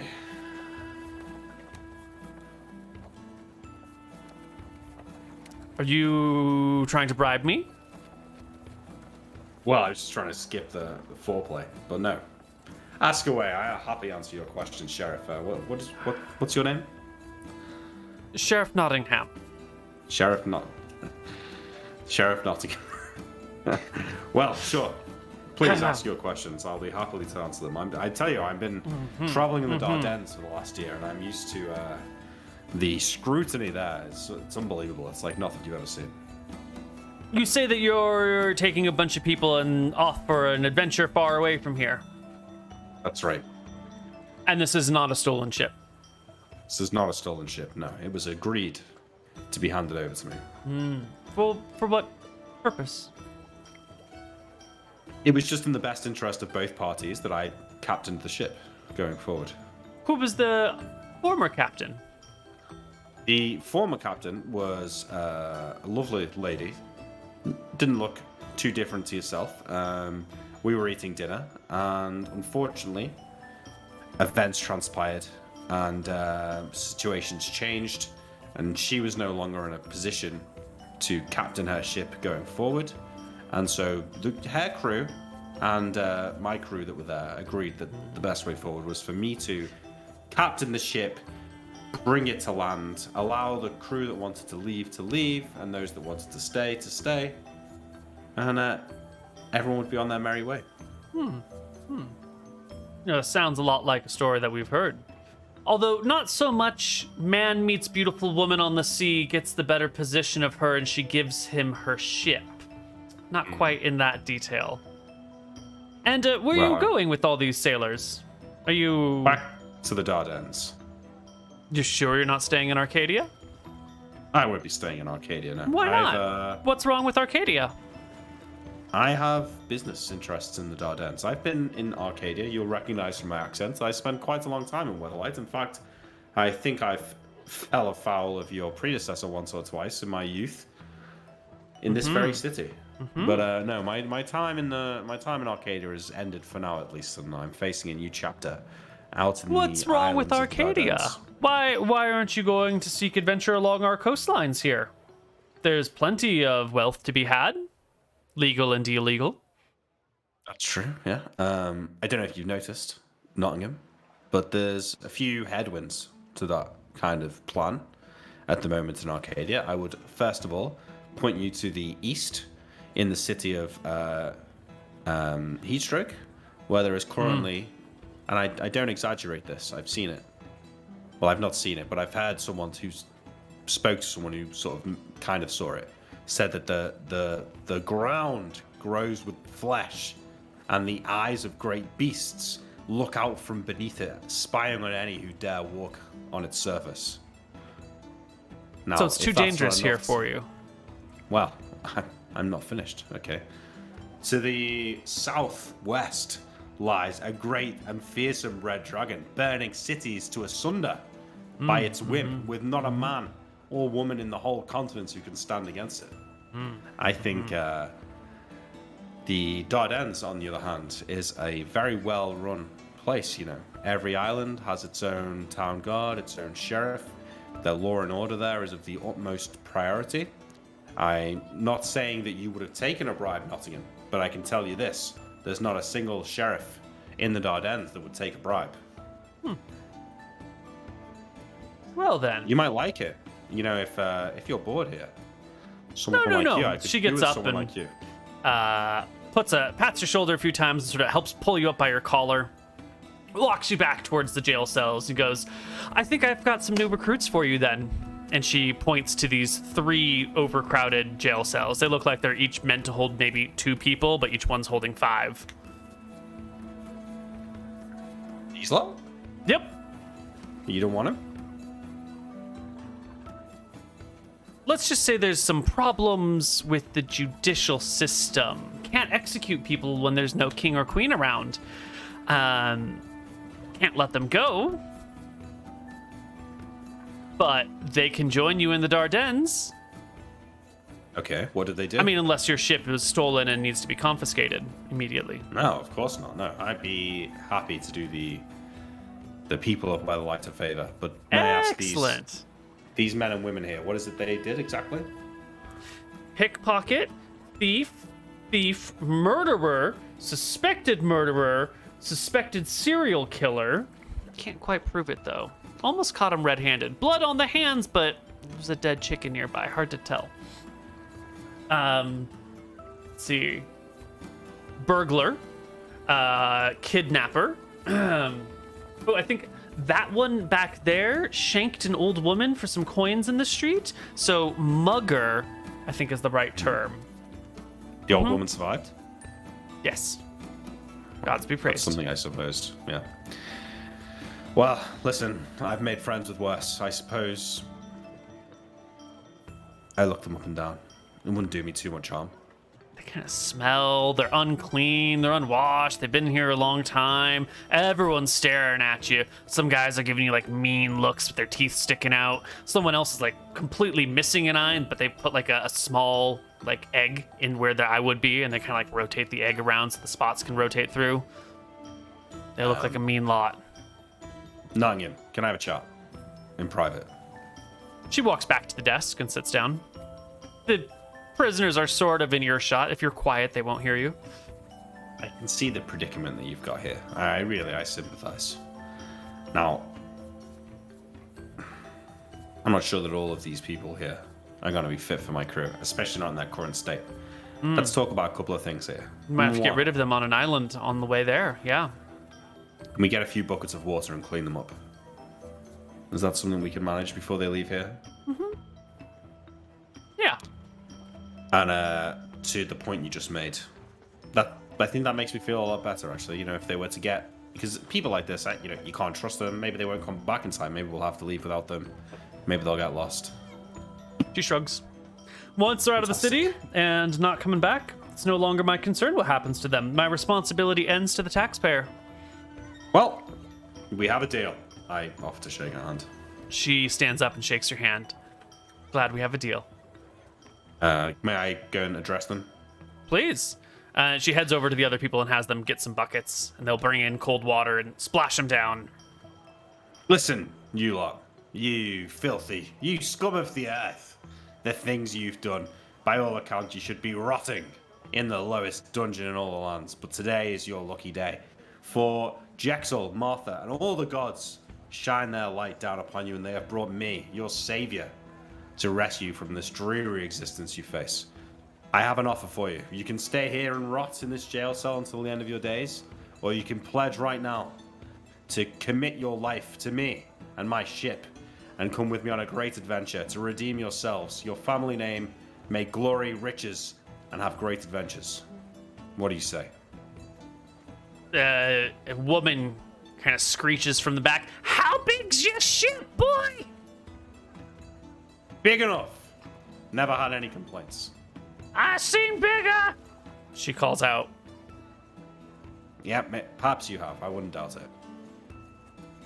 That sort of sends a chuckle through the rest of everyone else. And yeah, one by one. Yeah, sure. I'll join. Fantastic. They all seem pretty excited, except for the one screechy woman in the back who, as everyone gets washed up and comes out of the cells, lays across the bench at the back of her cell. She's got kind of a crooked nose. Her hair's all wiry and gross. She's got a really nasty attitude, and she looks you up and down with her teeth falling out, doing the I'm checking you out, looking you up and down, but it's really off-putting. Yeah, it's a bit creepy.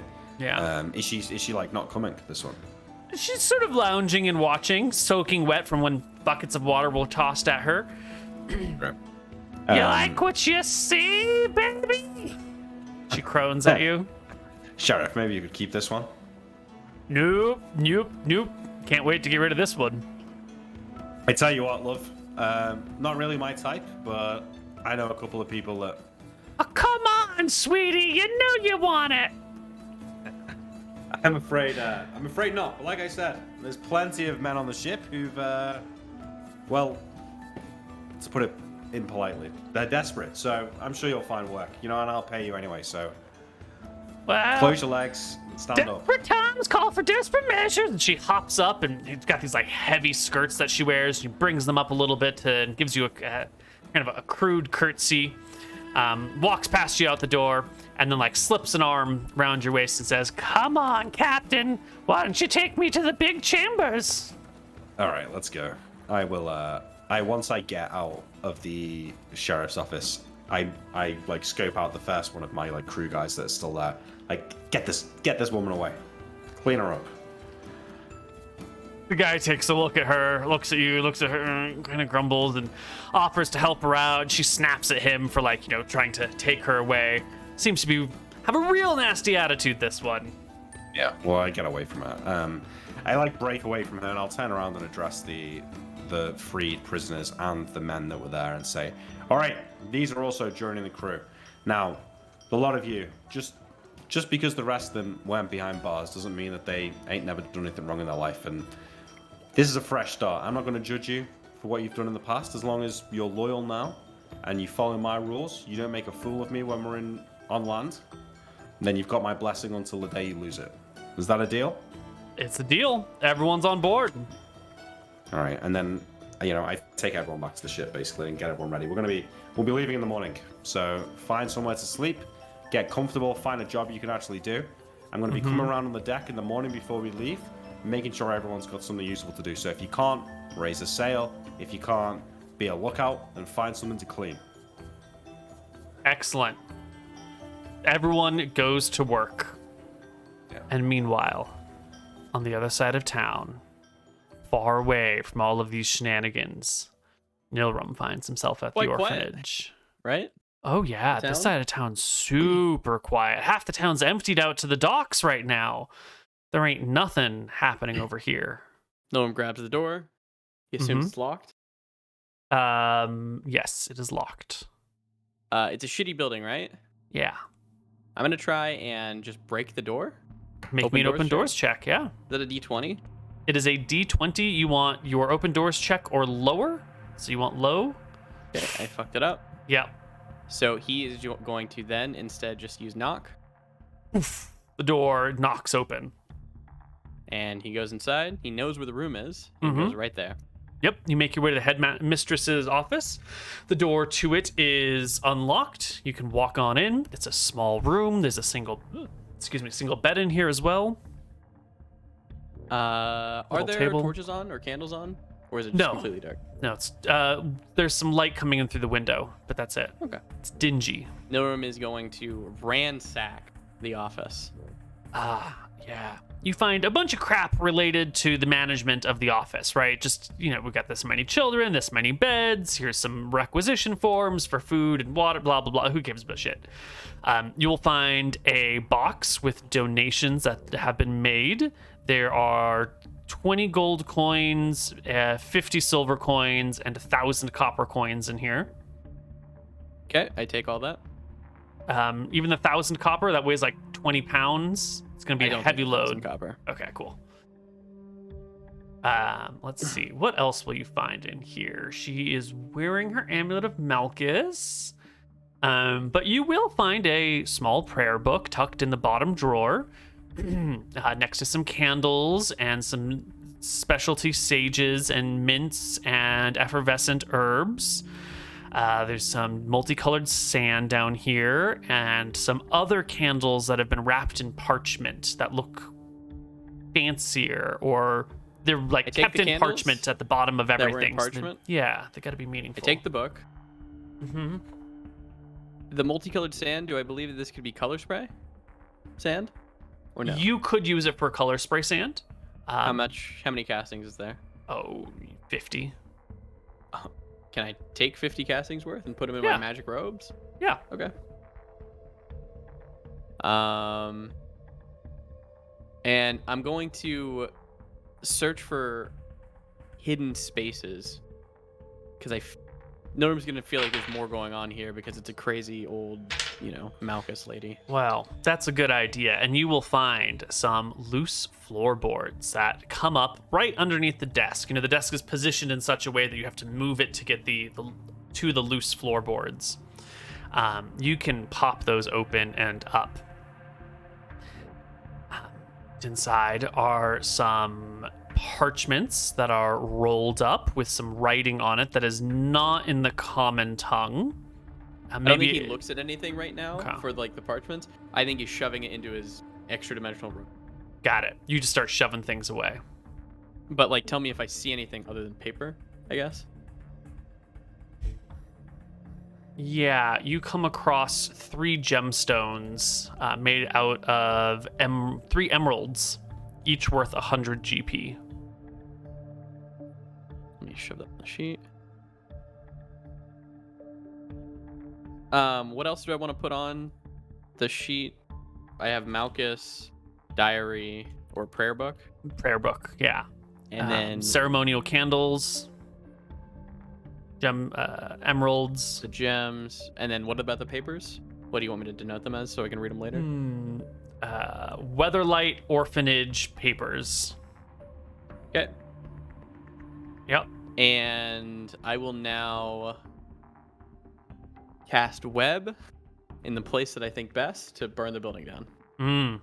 It'll be an easy thing. All you need is a candle lit somewhere in the place. You can light a candle, leave it somewhere, step out of the building, cast web, and all the little fabrics will go up in flames. I think the bunk room is probably the best place to do it. The walls are brick, but in here there's enough bedding and clothing and dressers and boxes that it'll go up, and the roof will go up, and the whole building will burn down this afternoon while John is at the sheriff's office. Burn the building down, smile, and wish the children of Malchus well in this chaotic event that he's created for them.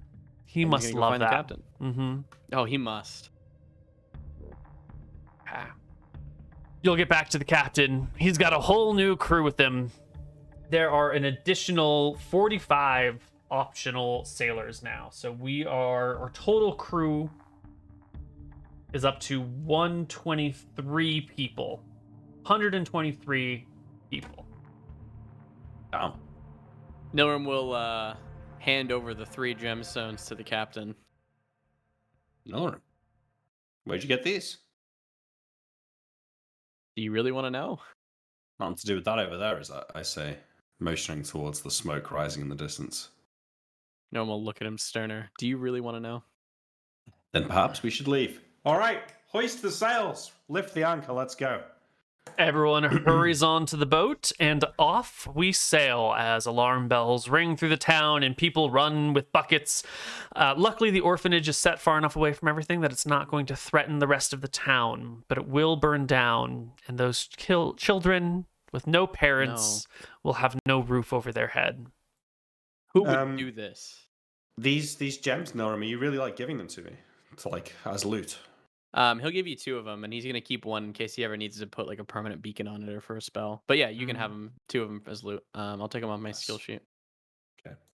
And he is going to find one person out of the 130 to help him make sense of the orphan papers.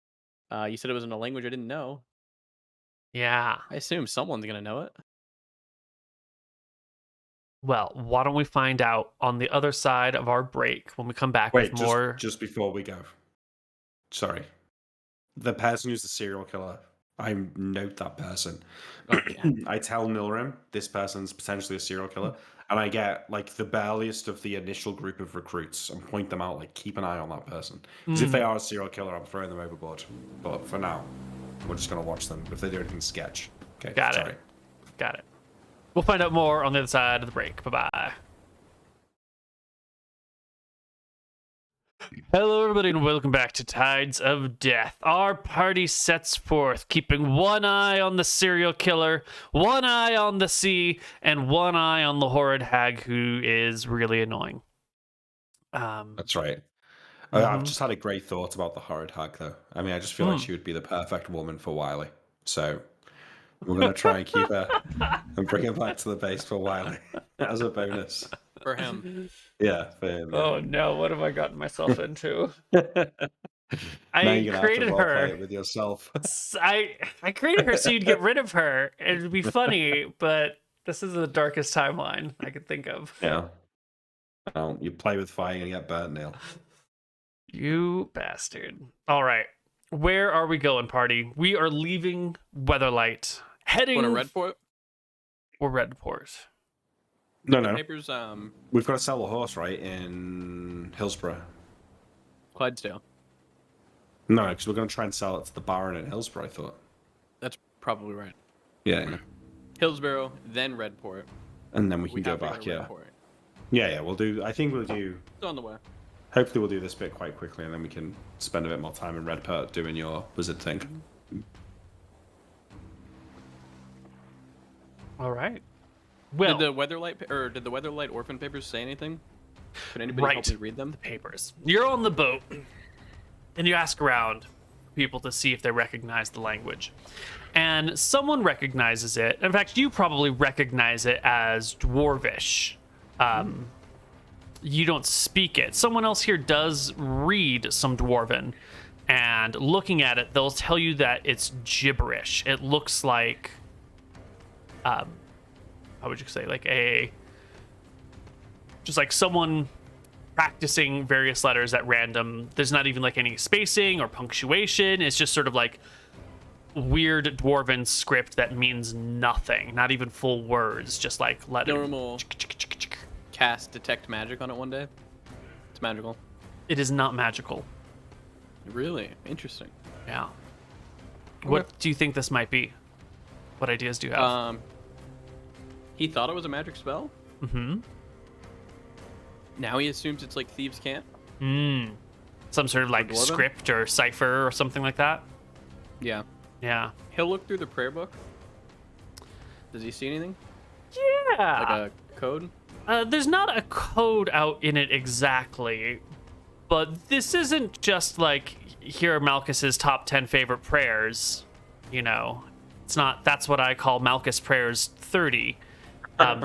This looks a little bit more like a guidebook for how to get people to not believe in Malchus, because he's clearly real, but how to get people to like follow Malchus. This seems more like an indoctrination pamphlet or a cult starting kit 101 or something like that. Okay. So this isn't... He doesn't feel like this is the clue to the cipher. Probably not, although maybe it's written within here somewhere, but it's not like clearly spelled out at the back of the book. But that prayer that the kids were doing around the thing, this clearly talks about how like you want to get them smallest in front, middle, back this way. We stack them in this way in order to create like a sense of hierarchy, but also a sense of purpose. We go through these simple prayers because they can be remembered, but they also have an effect of implicitly implying that this is like the higher power and that this is the lower power, and it sets the conversational tone about this. And there's, you know, a note about how these sorts of things are best done with people who are desperate and down on their luck. There's something going on there, but it's Weatherlight's problem, not yours. The Dwarven script, we'll have to keep an eye out for something. Maybe when you've got like days to dedicate to the project, we can make some intelligence checks or something. Yeah. Normal, yeah. How long is the sailing? It's like a few days. Yeah, it's like a day and a half, and you're going to be busy with all the new folks on board. Okay. All right. In Hillsborough, we arrive. Step out into the town. Dwarves and small people afoot all over the place. Humans running about. Guards moving this way and that. The walls are manned. The docks are stone and large, and there are a great many vessels stopped here. Some of them look like they've been in a bad state. Some of them look like they've been recently attacked, like they're being pulled out to do repairs. There are all sorts of languages being spoken. You don't recognize some of them you do recognize, but it's a busy, busy place. John, you've been here before at some point in time, and Hillsborough is way busier than the last time you were here. Like, this place isn't normally so jammed packed with stuff going on. It looks like they're in like some bad stuff's happened, it looks like. Yeah. Ships have definitely been damaged. There's either more guards right now, or they're just making a bigger presence in the dock right now, but like, and there's just too many people. Something is afoot. I'm worried that their lord is not going to be in a position to buy this horse right now, if there's some crazy shit going on. Well, Nilrem, what do you think? Well, let's find out what's going on first. Lords are always willing to throw money around, even when they have none. Listen, I'm gonna find out of this bunch of rapscallions here a couple that can sort of act as if maybe they aren't dragged up by their heels through, like, you know, a field of mud, and get them dressed up. You know, make them look a bit more presentable, and we'll present ourselves as merchants. When you go and try and figure out what's going on, and meet me back at the ship, like at sundown, and then once they're sorted out tomorrow, we'll give it a go. If it makes sense. Makes perfect sense. Okay. So that's what I'm going to do, Neal. I'm going to go... I mean, I've spoken to them a bunch already.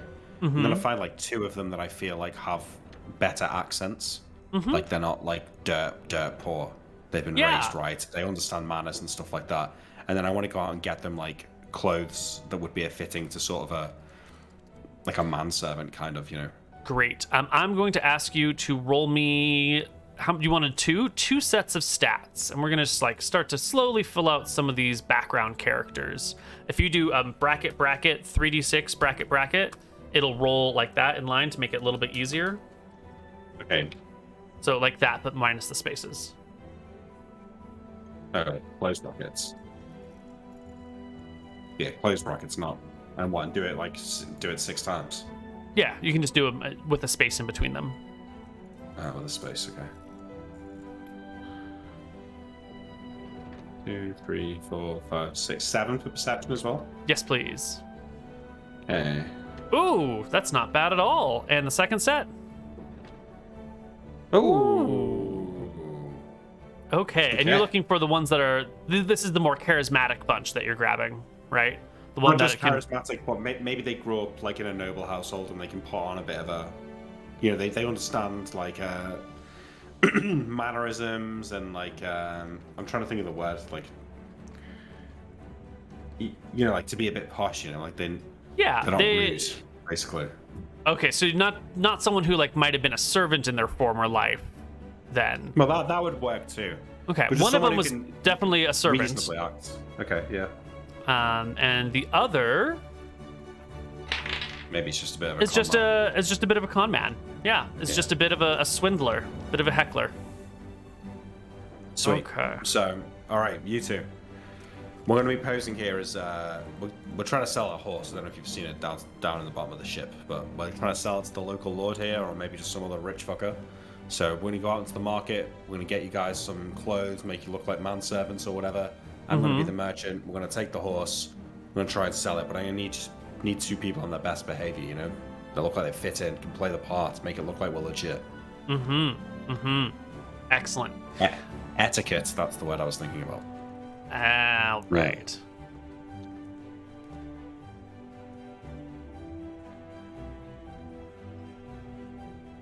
All right. So our former lady's maid is named Psyche, Psychie. And I assume you're making a note of that, yeah? Yeah, I'm making some character sheets that I'll make available to all of us. And our former con man, maybe still con man, is going to be named, unless you want to name him yourself, either of you. What? Oh wait, isn't there a list of names? Seeing a big list of names somewhere. Yeah.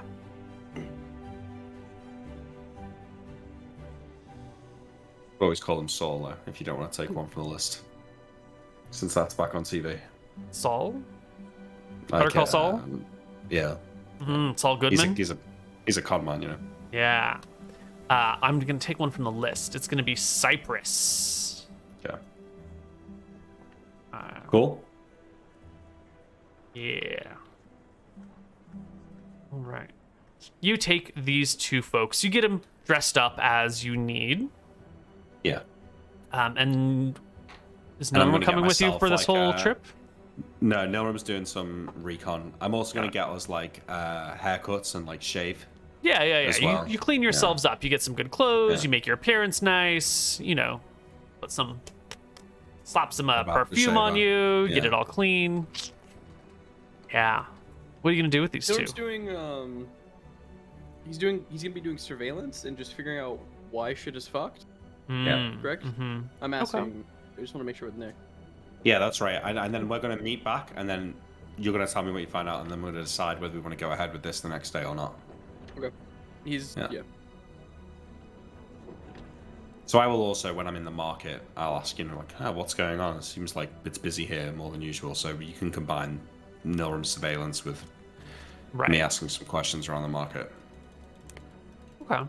So both of you will find out pretty quickly that there's not one particular incident that's going on. It's just that this part of the world is so super uber fucked right now that there are so few places where things can be concentrated and actually taken care of that everyone's just working overtime on all the things. The area to the east of the hills, as you mentioned earlier, to the west of the hills, is hella dangerous with all sorts of monsters crawling all over the place. So the guards are on double duty just because there have been monsters about. There is this story that these like weird fishmen, these Sahuagins, came out of the ocean and attacked Redport a few years ago, and they've been seen again, and they attacked Hillsborough like a couple weeks back, and then they'd also attacked Hillsborough again like a year ago. So there's this increased concern about the fish people that have been attacking. This economic area over here has been inundated with trade from afar, and the nobles have been like heavily investing in acquiring all of the like rare materials that the rest of Arcadia is going to want once their wars are done. So they're like, you know, spending their wealth to sit on fat stacks of great goods for the future. There aren't very many good port towns available where repairs can be done, so all the ships that have been sailing about that need repairs come to like Hillsborough, Redport, and Rockwave. Some of the boats here are Matavin vessels from this other war that's happening on the other side of the continent, and those damaged ships are coming here for repairs because their own dry docks are overwhelmed with work right now. Same thing with a few Mystrian ships that don't have room in their dry docks to repair their things. It's a really, really busy time, and this entire section of Arcadia is in crisis. Well, so it kind of sounds like you said buying up valuable goods that people might want to buy afterwards. So maybe there is room to sell this horse. So I guess we'll go through with it the next day. Nilrem, you're welcome to come with us for the sale, but perhaps lose the hood or something. Look less threatening. That day, I guess while Nilrem went around, I don't want to spend too much time on it because I think there's way more cool stuff in Redport. But Nilrem would be looking for Apprentice still at this time and still looking for the Wisdom guy. So can we just do rolls and skip the role play on the... Yeah. Totally. Nothing weird here with the Malchus stuff. Just want to make sure. That they're not, like, infesting Hillsborough too. No, you don't see any signs of any weird Malchus things anywhere. Give me a wisdom check right now, and we'll just sort of... I'll give you some cliff notes. 29. Nothing weird with Malchus people, but you do see an unusual number of like clerics of Verasi walking around. You would expect one, maybe two clerics of Verasi in Hillsborough, but just in the port area alone, you see two, which makes you a little suspicious. Thinks there's way more. Okay. Yeah. This is fucked. Yep. Yeah, I agree with me that there's probably more interesting things to do in Redport, so... What did you say? Stats for what, Mooten? Stats for the children. He also went to the orphanage. Oh, right. Just want to say true, and that's what he'd be. Me to roll it now. I did GR roll. I'm sorry. You get someone with 15 int is the highest that you can find. Any wisdom? Interesting. There was one that with 10 int and 15 wisdom. No, I don't think he'd care about that. Okay, cool. Okay, He cool. leaves and fucks off. Yep. All right. Horsey time? I'm gonna take off 10 gold because I think that he would. Yeah. You would have spent some money on it. That makes sense. Do you want to come with Nilrem? Yeah, no, we're come. Yeah, okay. But just like, look, it's fine for you to look like a wizard. Just don't look too scary. No, we'll pull down his hood. Yeah, that's probably the best you can do. So make sure I look good. I make sure my other two manservants look good. And I'm bringing the groom as well, right? Yeah, and the groom and the horse. I'm going to bring it into the nice part of town. I probably maybe would have scoped it out the day before, but I'm going to try and find like the nicest tavern, basically. You can get to the nicest tavern in town. Not a problem. And what time of day are you arriving here? I want it to be like, I don't know, like 2 p.m. Would people go to the tavern? They probably would. They're nobles. They'd be drinking. Yeah, like, the afternoon when it's pretty busy. Okay. When would the richest man go drink at the pub? I mean, if you've been watching Bridgerton, you'll see it depends on what sort of person it is within the family. Some of them are at the pub all day long, and others wouldn't even touch the place. There you go. It's more speaks to the character of the person than their station in society. The very nicest tavern in town is called the Constellation. Very nice. Is there like a man on the door? Yes, there is a man on the door with a black bow tie and a nice suit and cleaned, polished shoes. And you talked about going out and getting appropriate clothes for this event, so you can be looking nice as well. Can we toss some gold at that? Well, I will. Hang on. Excuse me there, sir. I don't suppose you have a place for me to tie up my horse? Certainly. And he goes over and he like rings a little bell off the side of the porch upon which the bar is built, and a groom walks round, comes over, and will take the reins of your horse from you. Well, be sure to look after it. It's quite a valuable beast. The groom promises you he will watch the horse with his life. I give him a tip of the hat. The groom's staying with it. I will. I hand a gold piece to the guy on the door, and I say to him, Is it all right if my men accompany me inside? He looks at the two of them. As long as they stay to the walls, Mr. Lord. They know how to behave themselves. One bodyguard for me and one for my noble friend. And I give a haughty laugh. Of course. Thank you, sir. I hand him the gold piece and I'll walk inside. Norm will hand him a gold piece as well. Inside is this like very comfortable loungy area. There's a woman on like a beautiful harpsichord in the middle of the room. There's some like chaise lounges around where there's some people are hanging out and chatting with each other. Servants bring around like silver platters of grapes. There are 2 bars on either side with big indoor plants built around them that kind of shrouds the area with a barman on them. Waitresses and waiters will bring drinks to and fro to people. There's an outdoor sort of balcony sitting area that overlooks the town a little bit and overlooks the sea beyond with like just a fantastic view of everything. We're built up like on the back of a hill a wee bit. And it's a very low-key, fancy lounge. Okay, as I walk in, I scan the room. I want to find the table that's within earshot of the most fancy-looking people. Now, I appreciate that's not... I just make a judgment call. I'm just like, Right, okay, of course. that looks like the best table. That's the one I'm going to. Yeah, Norm yeah. nudges the captain as he's walking towards there and asks him for 100 gold, and he's going to go play high-stakes cards. Maybe put the horse up for a bet as well. He whispers, Well- I'll count the cards. It'll be fine. Okay, I have a plan for the horse, but maybe this plan will work better. I hand you 100 gold. Fine. All right, Norm goes and sits down. I assume there's a Yeah. card game. You can probably get a card game going with some other people. You just have to, ask if anyone wants to play, but there's not one happening at the moment. A simple charisma check will do to get us a card game. Oh, yeah, totally. You mention to some of these fine people as you're walking up with your drink that you want to get a game going, and they're happy to make new friends. Why, only the best of people are in this tavern, and cards are a great game to play. And they'll have some servants bring over a table, and there's a little arguing about do we want to play inside or outside, and we decide on the inside so the wind can't fuss with any of the cards.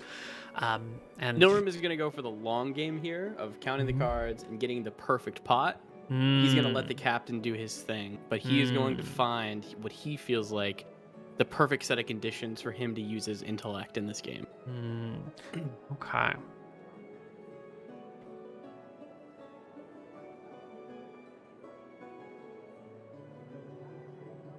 I'm going to look up some rules for gaming. In the meantime, let's hear what Captain John is up to. Well, I was actually planning to have them over here in a conversation with Nilrem, but if Nilrem's not here, I think I will. I'll just find a seat. I'm near this group of people, like on all sides of me. Hopefully, I'm gonna take out like my captain's log or whatever. I'm gonna turn it to an empty page, and then I'm gonna start writing like numbers down on it, like I'm trying to do like sums.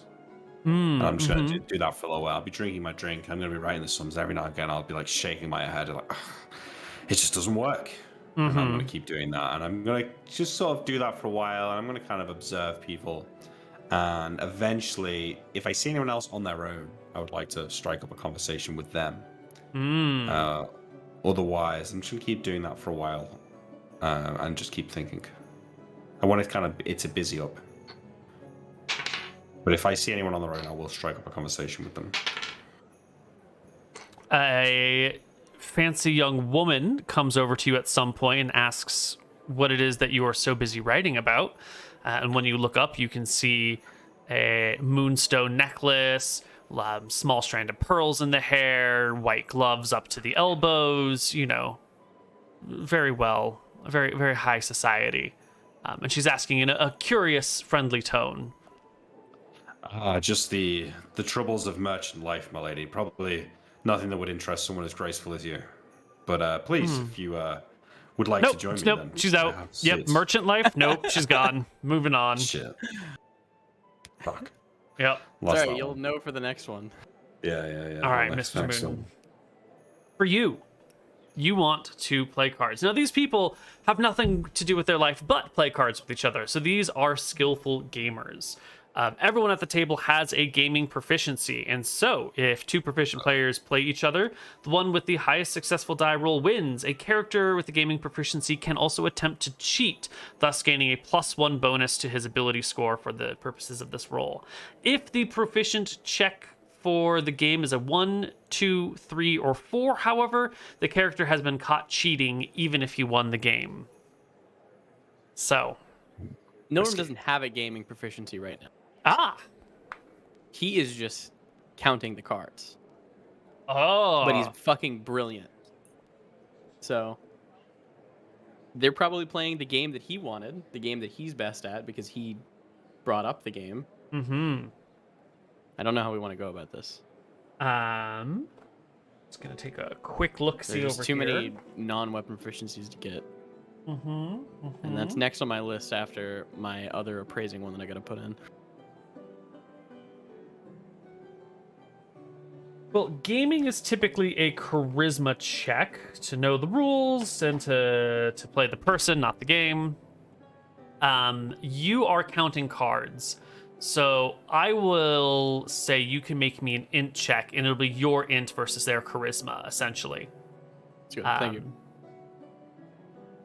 I've been rolling This is really not well today. cheating.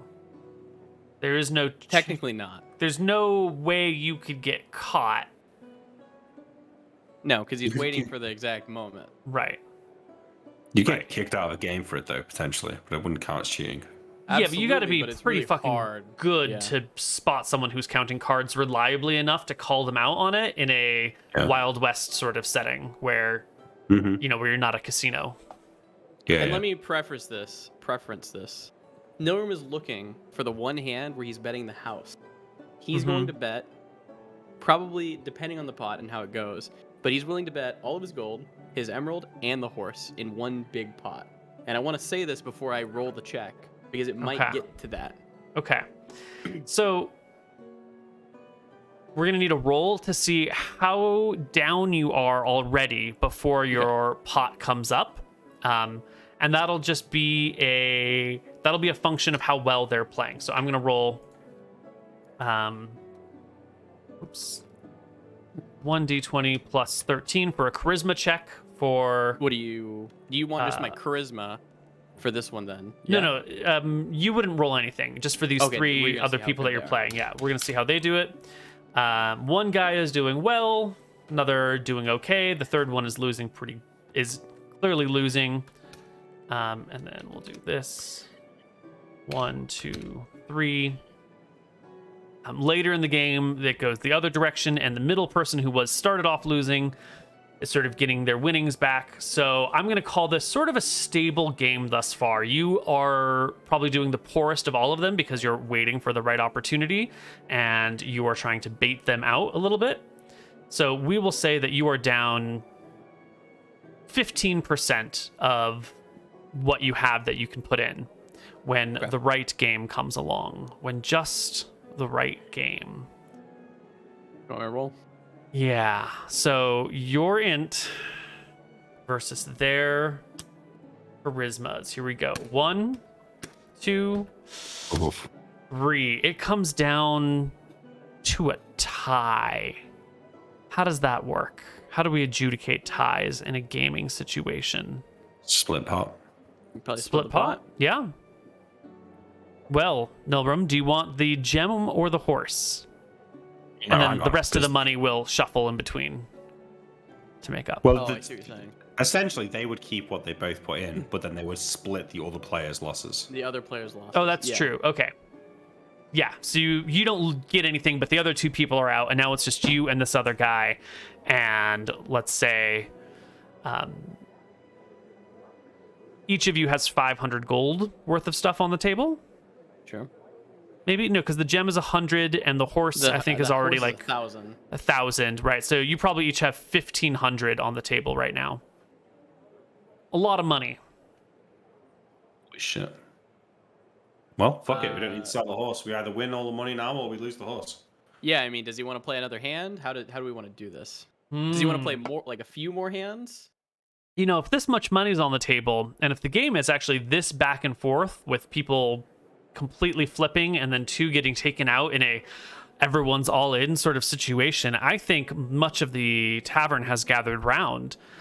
The harp player has probably slowed their playing because it's, you know, a tense situation and everyone's focused on the game. Ladies and gentlemen alike crowd around the small table, the two of you now sitting opposite of themselves. Even Captain John has put down his ledger and come to observe the game that is afoot.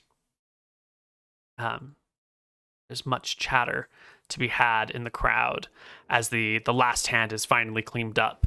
A servant reshuffles the cards, sets them down, tidies the table. The man across from you takes a look at you, looks at the sums of wealth on the table, the keys to your horse placed there. I don't know what it. Chat wants to see the rolls. Oh, they didn't see them. I'm so sorry.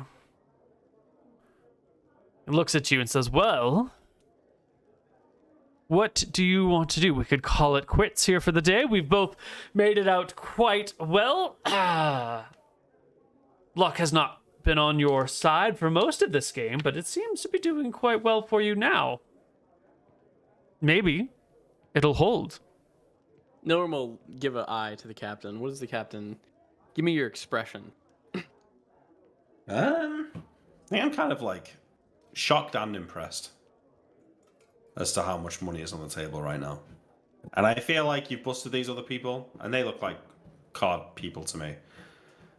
I'm in for it, mate. Go for it. All right, Nilrem I give you a nod. Fuck it. Nilrem shrug. Worst case, we got to kill him. So, not a big deal. Nilrem will say, I'm more than fine to keep playing, good sir. It's nothing really for me. Odds are on your side, so. Nilrem is going to be watching out for him. No, Nilrem is going to focus on the card counting. He's not going to care if he cheats. He's going to focus on the card counting. You look for the right opportunity, regardless of what ploys that guy's making. A lot of money on the table. And as usual, Wealth. Your last strategy was sort of give up hands until the right opportunity comes along. Right.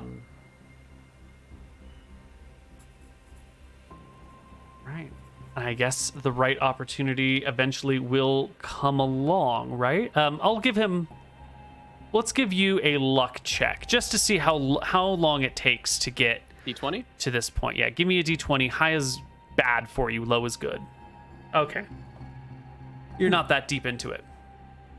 It's only another like 30 minutes of play before the right opportunity comes along. You've got some really good cards that are hidden away nice and neatly. You can see what's in the open matches well with what would be in your hand, and the probability of it being something else, like if you have two aces, no other aces have been played thus far. So we're like about to show our cards. There's one big bet out on the table that I assume Nilrem has done. Let's say 80% of the pot's in there already. Yeah, and he's seemed anxious and eager thus far. Like, as the cards have come up in your favor and you've put a little bit more money down, he's always matched or raised. And so this gentleman across from the table you get the impression he's in. You get the impression he's really excited about this opportunity. After he did a big bet, Nilrem will tap his cards and whisper to the gentleman, "I have the best hand. Actually, the nuts. I don't want you to go away losing all your money. Just fold now, save the rest. We can call it quits here." He's a good card player. He's got good charisma. He reads your face. Poorly. He thinks you're lying. He thinks you're full of shit. This is the one opportunity where his failed charisma check really, really helps you. So if he had passed this, he would have backed out. He would have seen that this was a double lie. Throwing it up, int checks. Yep. Give me your int check. Nice There's roll. no way. There's just no way. Yeah. and his face collapses as you swipe the rest of the pot, bringing your grand total gain to 1,000 from him and 1,000 from the other two, so 2,000 extra gold. And we have the horse to sell. And you still have the Holy horse. shit. Wow. I put my hand out to him and apologized profusely, as a gentleman would do. Nice work. Shall we... Do you want me to just put that on the party sheet, or do you want to keep hold of some of it? Nilrem will take 500, so you can take okay. 1,500. Mm-hmm. Does he hold his hand out? He takes your hand, rubs his neck. You know, we've been so focused on the game, I haven't really introduced myself to you. I need to look up his name. Should have looked it up while we were talking. I am Count Fairmain, ruler of Clydesdale. And you? I laugh. Nilrem will nod, say, I'm Nilrem, the greatest wizard alive. And he chuckles. That's a tall tale. How come I've never heard of you if you're the greatest wizard alive? The greatest wizards are the ones you don't know about, and he gives him a wink. It's a plausible story. Well, I think we have enough of a show, everyone. Please, go about your business, everyone. And slowly the group begins to filter. I will come over to the two of them. Lord Count, nice to make your acquaintance. My name's Captain John Witters. I offer a hand to him. Friend of Nilrem's here. Pleasure. Have a seat. Thank you. I actually was looking for you. I didn't expect to find you here. I think I have something that belongs to you. Oh? He says. Well, it can belong to you now. If I'm honest, I'd come upon it, and I was planning to just get rid of the thing. But now that you're here, and given the current situation, I suppose we would call it a loser's reward. I have a horse of yours, I think. You've ordered it? A horse of mine? I mean, I am Count Fairmare of Clydesdale. I have many horses. Captain, I think you're getting him Oh, he's from Clydesdale. Never mind. It's a gift, Count, from friends across the sea. I was coming to bring it to you, but I wasn't sure if I'd have the time to find you. But now that you're here, you may have it. It's a gift, and I'll put my hand around him. It's a gift from us. Thank you for the fair and fun game. And he'll put his hand out. And he'll hopefully take him and show him the horse. Yeah, he will take your hand and get up and go out and see the horse. And it's a mite beauty. And he looks at it and is like, this is just... Who was sending this gift to me? Did it come with a card? Us. It's from us. We are entrepreneurs from the Dardanelles. In truth, I've made a business connection with another merchant out in the Dardanelles, and this was a plan of his that he'd half put in motion. But now that we're partners together, I think it's fair enough to say that this is from me and my associates. It even comes with the groom, a man of great standing.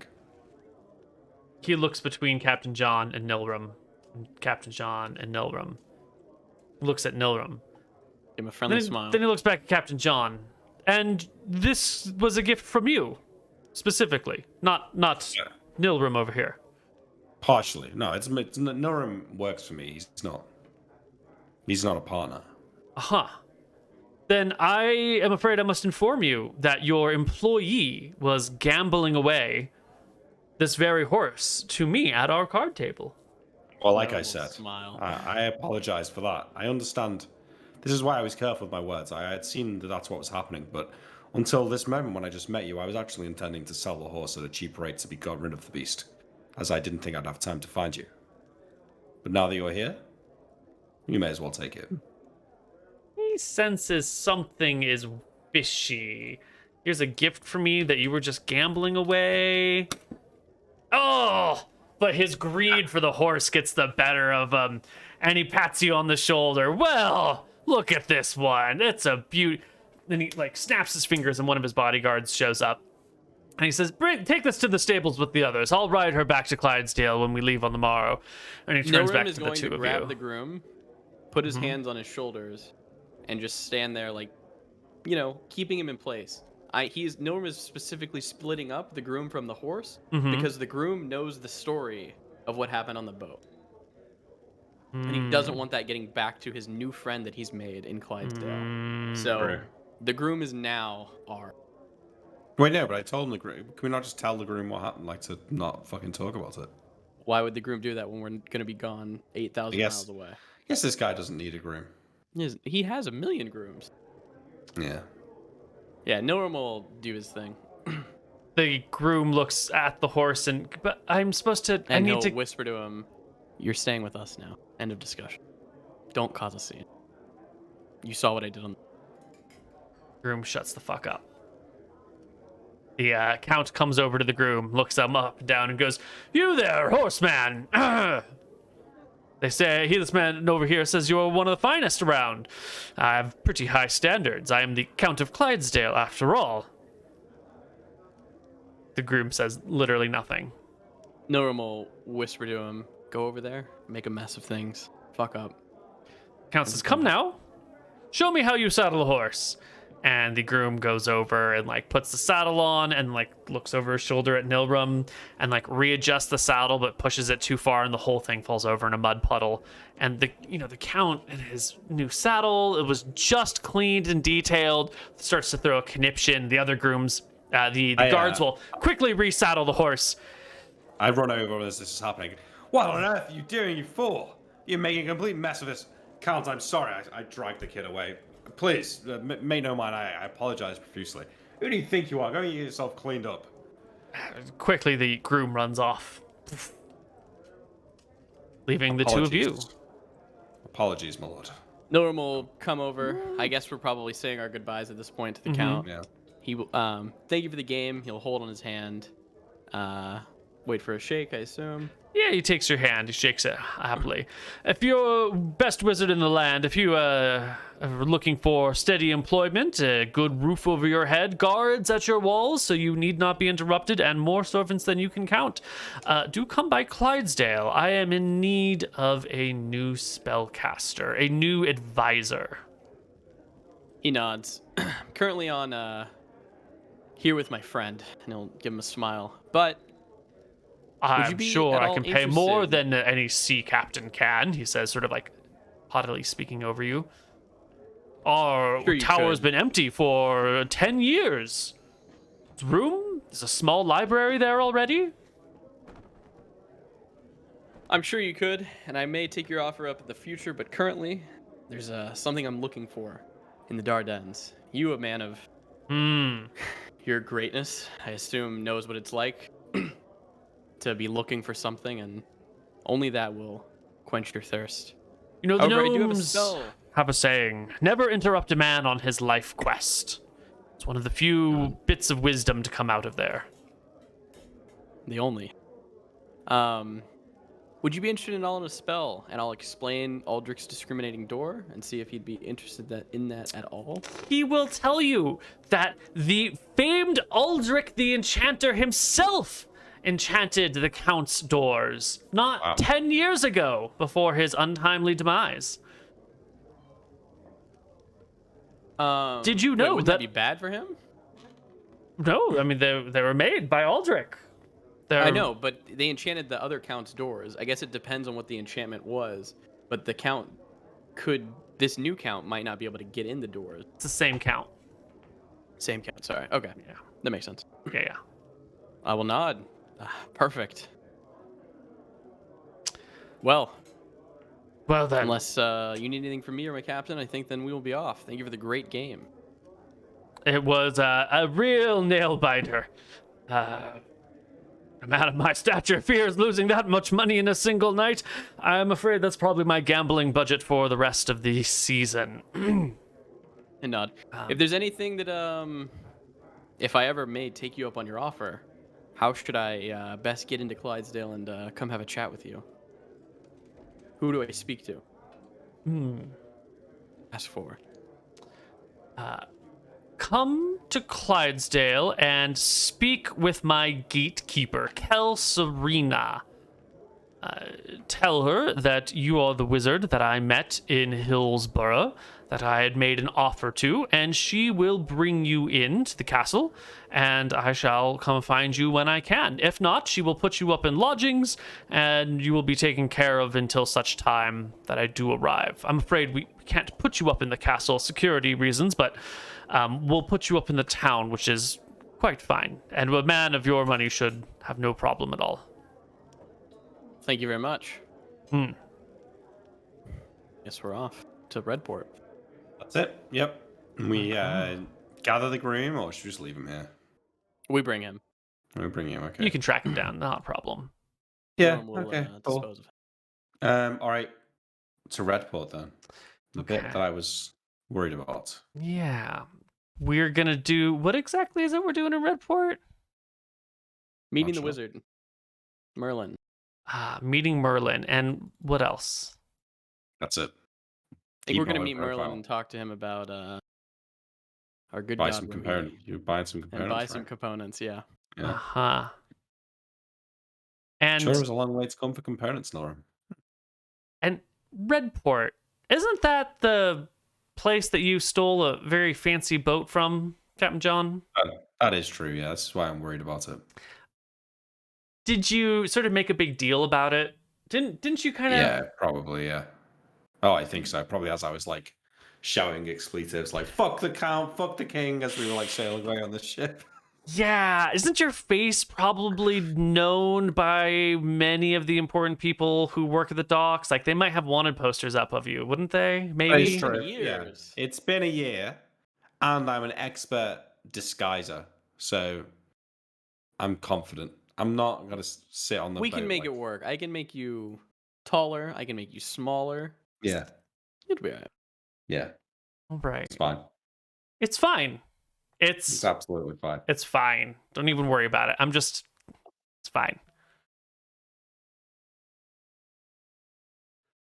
Hello, everybody, and welcome back to Tides of Death. Turns out, the wizard's in Hillsborough. He's not in Redport. You don't even have to get out of this town, but you do have to go find him. All right. Well, I think we get the groom back on the boat. We tell everyone that we've got one more chore to do. They've got another night in town. Make the most of it, because then we're sailing all the way back to the Dardanelles. And I will continue wearing my noble clothes, I guess, to go and visit this wizard. With Nilrem is going to wear his hood up. He is going to follow behind Captain John, and he's going to make it so his face cannot be seen. Wait. How long ago did you leave this wizard? Whenever John left, so about like a year ago. Okay, so you left immediately from Hillsborough to Redport and got on John's ship and I took got off the right away. fuck out. Okay. Yeah, because Nilrem owes this guy a lot of time. So it's been about a year since you've seen him last. And you took some of his shit on the way out, didn't you? I did. He had some potions that I think I destroyed. He had a book that I stole. Okay. And And he's do a little stealing. all that time and money that he invested in you just gone out the window with all of this stuff. Yeah. Let's just say you're not necessarily on the best of terms. But if you want to walk behind me, you've got to tell me where we're going. Oh, he'll tell you. He knows the exact way. Yeah. Nilrem did many a walks up and down those streets to various markets for that man. Mhm. So Nilrem can tell you exactly where to go, which is the fastest route, which road leads to where. You've been this place before then? You've been buying this component for a while? You can say that. What is it? Well, we don't lie to each other, right, Captain? I don't think so. Nilrem will pull him into an alley and talk to him. We're not really Right. here to buy spell components. Well, you don't My- say. My previous master lives here, and I have some unfinished business with that man. And just so it turns out, he knows something about the one who shouldn't be named. He And I does. think it should be okay to say it here. You Because do? do you remember Archie and Sale, how they were feeling less than. Yeah. I feel like we're out of whatever that beast's range is. You want to test our theory, yours, Nilrem? I tested in Weatherlight and nothing happened. You're Nothing happened lying. to us on the village on the way over here either. I don't believe you. You know, I'm gonna look him in the eyes and say, Rohi. Oh. Hey, wait. I look around waiting for manic bears to spawn or something. It's fine. Wait. We're just gonna go and get some answers. Hang on. Does that mean if I die in Arcadia, then it can't take my soul? Captain, it's a dragon. It can't take your fucking soul. Sale said. Sale says a lot of. He wouldn't lie about the man's soul. I shrug. Well. Sale's Alright. our friend, but corrupted by a deity. Or a dragon. Let's go and speak to this wizard of yours and see what we can find out. Am I to understand that things may not go smoothly with this guy? He's not going to be very happy to see me. I think that it would be best if I subdued him as soon as possible, but I don't know if I can win a fight with him. I should be able to. I don't want to magic. What can I say that I'm trying to buy off him? A potion or something? A love potion, something like that? Does he make potions? I'll think back. What do I think that this guy would be really interested in talking about and selling? I was his apprentice. What would get him hot? Well, you were his apprentice. This is your backstory we're exploring. So why don't you tell me what he would be interested in? He would probably be hot and bothered if the captain came in and wanted to sell him knowledge. So I have a few different spell books. So maybe if the captain comes in with one of the old spell books or one of the ones that I picked up and wants to sell it. I'll tell him I found it on a ship. Yeah. I'm looking to sell it. All right. And then I'm going to magic missile the shit out of him. And you're going to need to attack him immediately. We're just... don't we need to find out the information, no? We're going to find out the information, but we want to catch him off guard. Here's what we'll do instead. Instead of me magic missiling him, I will enlarge you from behind. And that is the moment that you need to pounce and grab his arms and make sure he cannot get to any spell components. While you're doing that, I will tie his mouth so he can't speak and use verbal. Okay. Just make sure he can't wave his arms around. I can play Archie. I'm not scared of no wizard, no offense. At least not I'll a fist hand fight. him Father Hubert's wizard spellbook, which has level 3 spells. Ooh, all right. As you approach the door to this circular building, you notice there is a woodblock printing on the side of the door. And it says, "Missing, have you seen this boy?" And there is a crude drawing of a young Nilrem carved into the woodblock printing. And there is a reward, 100 gold, if you have information relating to his missing, that helps them find him. He's going to give me 100 gold then. I will knock on the door. Wizard, are you in there? There's a brief pause and then a distant string of curses that slowly grows louder until the door opens and a wizened man looks at you with a grumpy face and goes, "Have you no idea of what hour it is? This is far past the hour of business, good sir." I'm sorry. I have something that I think you may be interested in. A book that my fool of a companion here is too dim to make use of. Perhaps someone more accomplished. Every time someone finds a musty book, they think it must be filled with magic. Let me see. Gosh, looks I'm past having you. on good authority that this is filled with spells, my friend. And I will open it to him and show him the cryptic text. This is the words of wizards and witches and warlocks, is it not? He leans on like a scepter, which Nilrem, if you're like peeking out from behind the side of He's probably Captain not. John at all. No, okay, then you don't notice this, but if you did, you would know that he didn't used to walk with a limp, but he's clearly walking with some sort of like limp now on this cane. As he starts to look at it, I slam it shut. Perhaps we could talk about this inside. Away from the Let prying me eyes see of the what you're streets. dealing with first. Sorry. That's just takes the book Here, again. look. I open it. And I'm holding it. I'm opening it like one page from. Yeah, he looks at it. He pauses and like looks at the lettering and looks around and snips the paper and goes, you might be onto something after all. Come inside. He grumbles Thank to you. himself as he walks in. Boy, come on. No one will follow behind. Bring your man-child with you, he says. And then he starts walking up the stairs to the next room up. Shut the Nilrem door will- on your way in, he says. He's not looking. No, he doesn't look back once. He just walks Nilrem and starts will heading upstairs. Enlarge Captain by 60% and shut the door. Okay, I feel a little bit bad about beating the shit out of this old guy, but I will, as soon as I start to get enlarged, I'm sure he's going to hear the spell. I go to grab him, restrain him. Yeah, I think he hears the words to enlarge being cast, and he pauses and like turns back on the steps and sees the spellcaster and John. And this is pretty surprising, but not super surprising. 1d10. Can I roll for speed too? Because it's only a 1. He is mechanically surprised. No need to roll for anything. He's like taken aback. You get the spell Goes off. and fucks with a wizard. John grows. He's We should roll staring at initiative. Nilrem directly. He's like not even looking at giant growing John.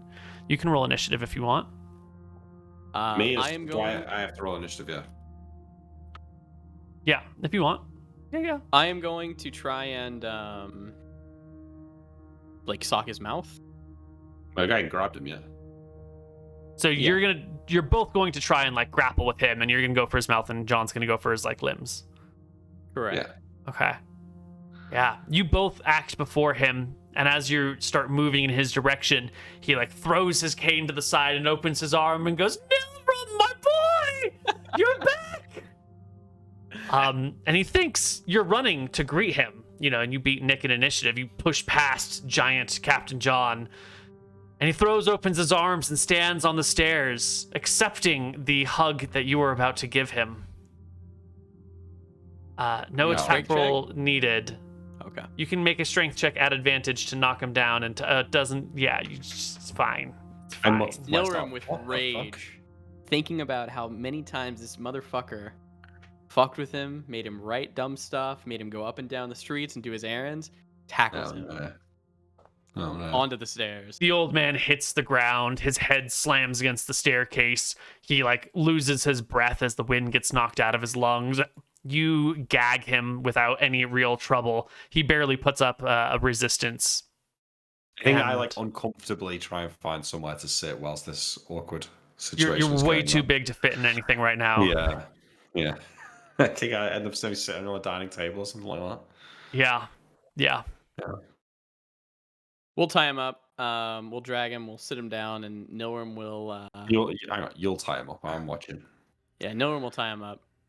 Drag him, put him on a chair. Take all material components off of him. Take his cane. And make sure he doesn't have any rings on. Yep. Strip him of Okay. all of his gear. Strip him of everything. We sit him there, and I ungag him. Oh, Nilrem, okay. my boy, what's the meaning of this? You finally come back. What's going on? Are you okay? Why have you attacked me? I have some things I need you to do for me, Merlin. Number 1, and I'll pull out the Weatherlight orphan papers. Can you make any sense of this? It's gibberish dwarven, he says, glancing at it real quickly. It doesn't mean a thing. If only you had studied a little harder, you would have been able to read the dwarven. You never quite paid it. Oh, but you're back. I have all the time in the world to teach you how to read dwarven now. But why am I tied up? Nilrem will smack him. Oh, Listen to me, old man. you're not Nilrem. He was a good boy. He was obedient. Had to beat the I'm sense afraid into you him. didn't. But I I'm afraid you did. didn't know him that well.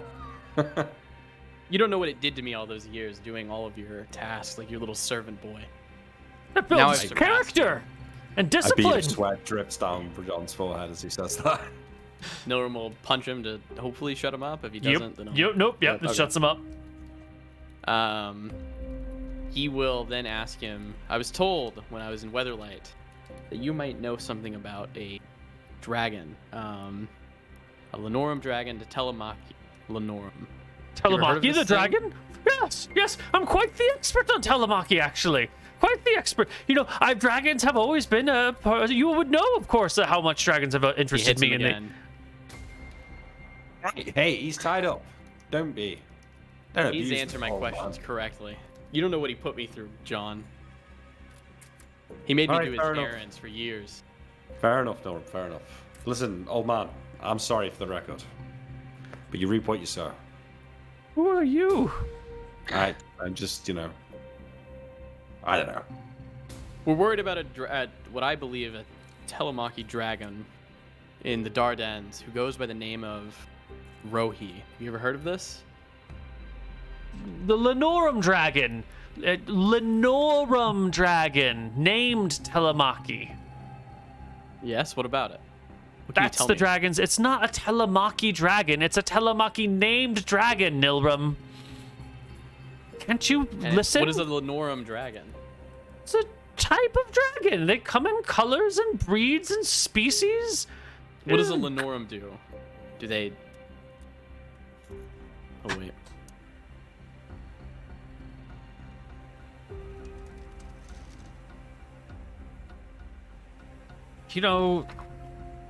I was trying to teach you all of this stuff once upon a time.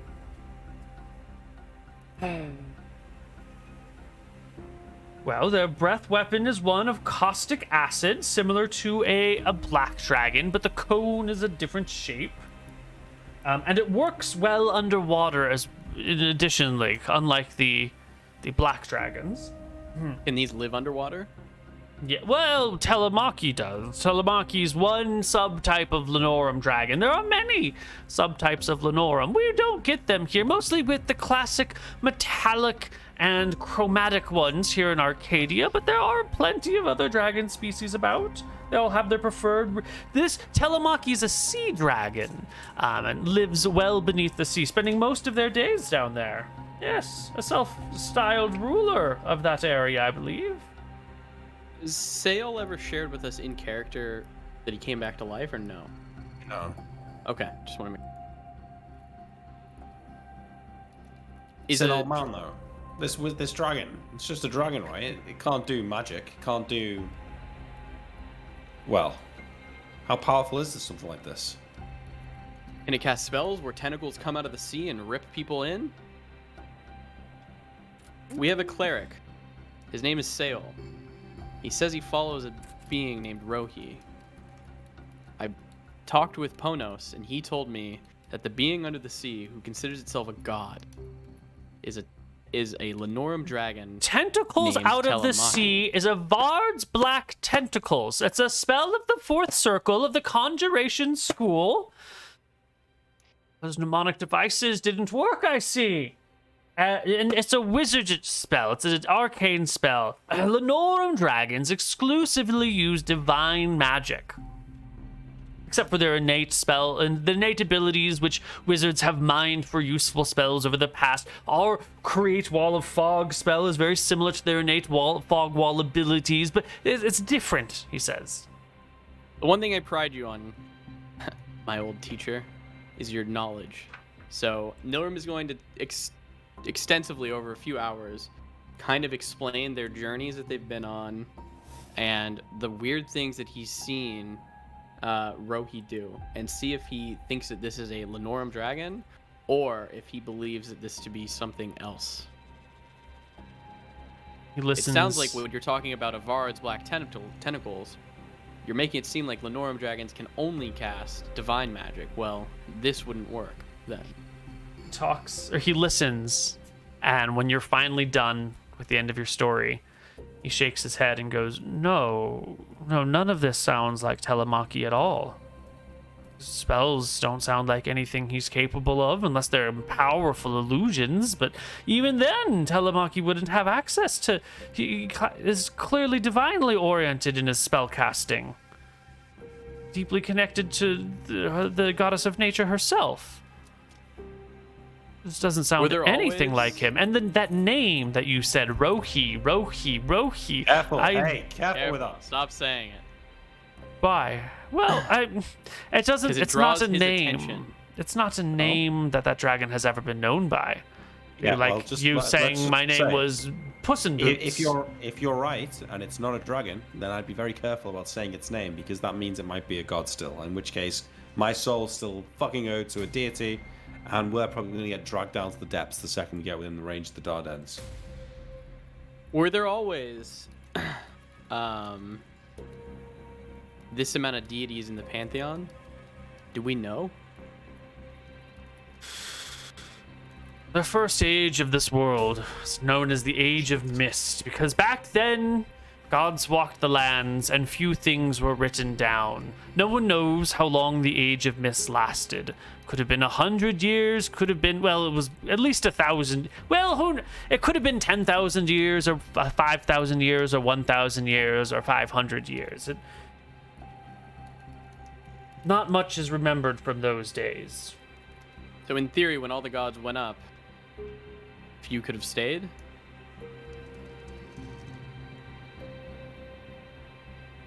Gate Isle has recently overthrown its former Eridonian masters.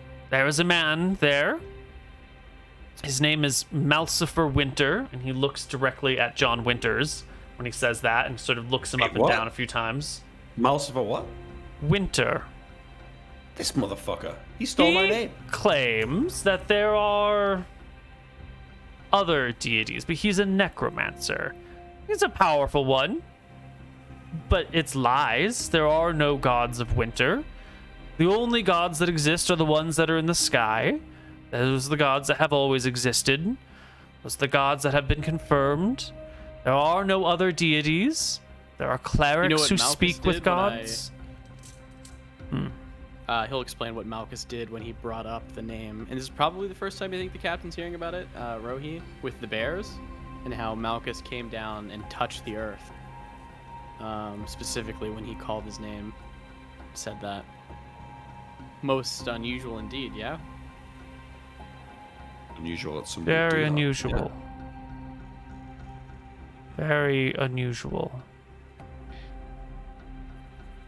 Well, do you have any counsel for your previous apprentice on this When matter? you hear hoofbeats, you should think horses, not zebras. Thinking that you've discovered a long hidden deity is the greatest of zebra that there is to be. There must be a more understandable, reasonable answer for all these things. Sail can cast his spells with sand and sand alone. He can choose which way he casts it with just a thought. It's like no other cleric I've ever heard of or seen before. When we were sailing from the Dardanelles, he seemed to grow uneasy, queasy. His stomach became ill. He had to leave, returning to the islands. Whatever influence this thing has. A quest spell that makes you uneasy once you leave a certain point. His mind could be altered by all sorts of enchantments. He may just be lying to you that he's reversing spells. You can't tell when someone's memorized a spell which way they've done Fair it. enough. I would counter with one more. We ran into an old temple to Nadinus or some other nature god out on an abandoned island. We were wandering around exploring the place. Sale was complaining of a Geppa. He was complaining of heat and burning skin. I shit you not, within about 2 minutes, the man burst into flames and had to run outside the temple and roll around in the grass to put them out.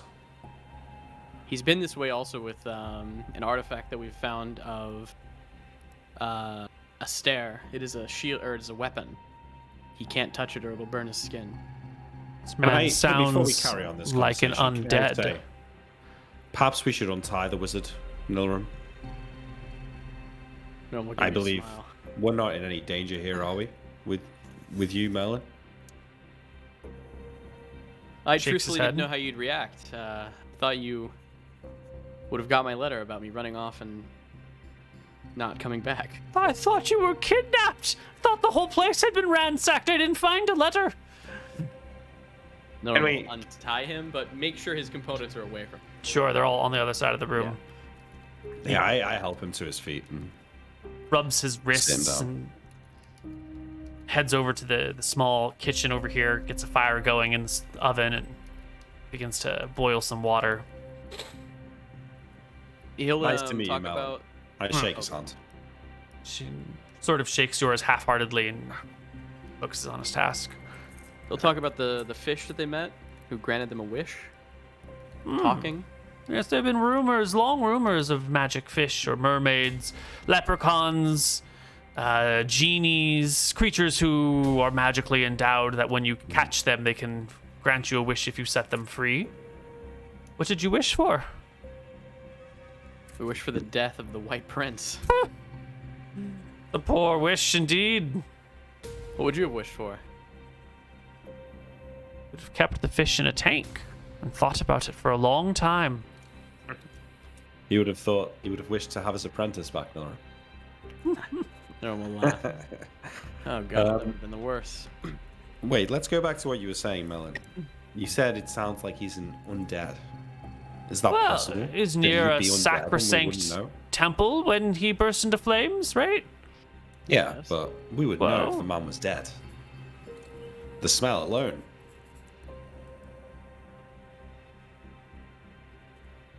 Would you? Wouldn't I? He can cast spells. Have you ever? Well, no, never mind. Thanks. Exactly. No, listen, listen to the apprentice. The young man who knows a few things. If he was undead, Undead he... can cast spells, but I've never seen any casts of divine origin.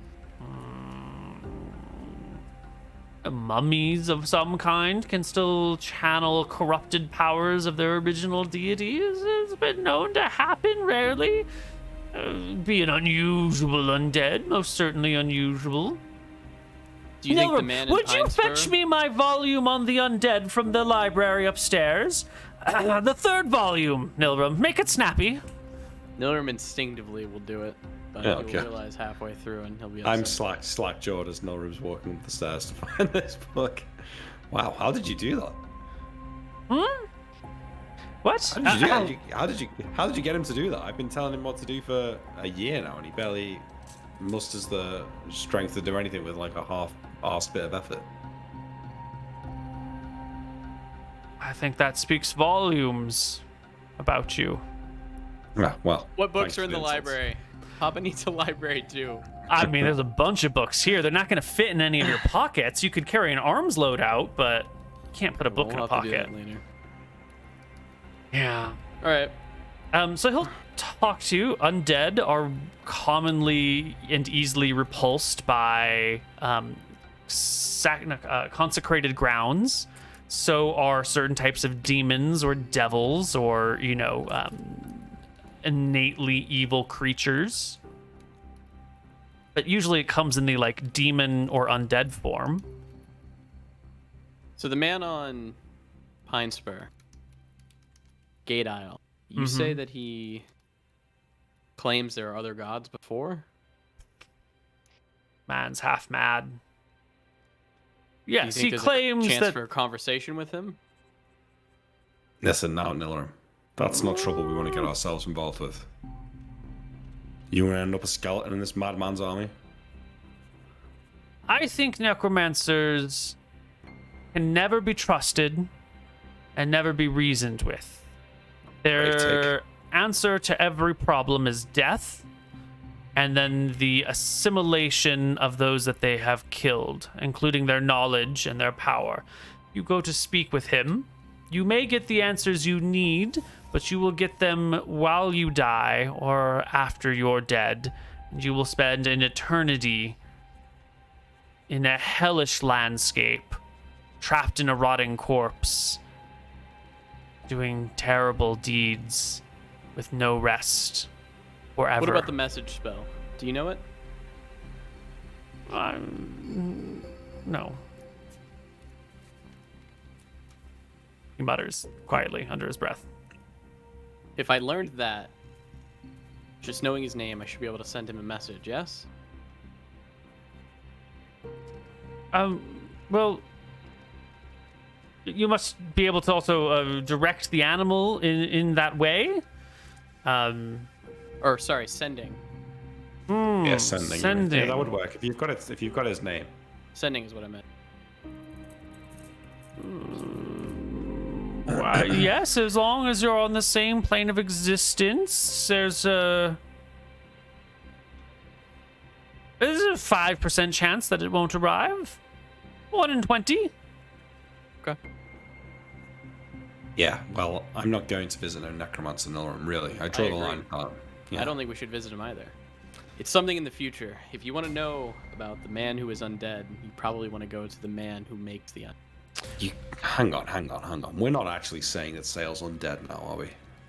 I don't know. You know how I am, Captain. You know I get into a fair bit of trouble here and there, and I was able to touch the objects. So it can't be that it can't be that Sale is more evil than I. Just did it not make more sense that whoever row he is, maybe he just doesn't get on with the other gods, you know? Maybe they just don't like him. That's what I was thinking. Could be that as well. He's not undead. He's our friend, Nilrem. He can't be undead, can he? Well, he is our friend. What, is he warm? He sleeps, he eats, he's warm to the touch. He's warm to the touch. He's a living, breathing man. Oh, well then. Maybe he's a demon. Maybe he's a demon. Yeah, maybe. Maybe he's a demon. They've been crawling around these parts. Didn't you say you picked him up here in Redport? I did. Well, just a hop, skip, and a jump from Redport is a whole army of demons mucking about in what's that place called? Heatstroke. Yes. Well, demons have armor and, you know, I didn't realize demons come in many forms and fashions. There are soldier demons and infiltrator demons, siege demons and leadership demons, casters and creatures and all sorts of things. One bit of information I may have forgot to tell you is that this Sale and his deity are waging a holy war, I would say, against Astaire himself. You know, the whole Dardannes is, well... Merlin, this is information that could get us in a lot of trouble back home, okay? Sounds like Malchus. Let's not go around spreading that. Holy wars against Astaire, person who's uses deceit and lies and corruption to mess Why with would things. he lie about who he is, though? Why do the gods do the things that they do? Beyond my understanding. They always have some other game that they're playing somewhere else. The problem is that they can see the entire playing field, and we can only see so much. Even if we were as brilliant as they, maybe the plays they're making here are about the game that's being played over there. It's hard to see, to know what they want when you can't even see the whole board, when you don't even know the scope of play. I don't even know all the rules. Okay, so let's say it's Malchus then. That makes sense, right? Is that why Malchus attacked you? Because you said his name to him when it was supposed to be hidden? Could be. I don't know. I think that I'm just going to have to keep this to the chest and keep looking further.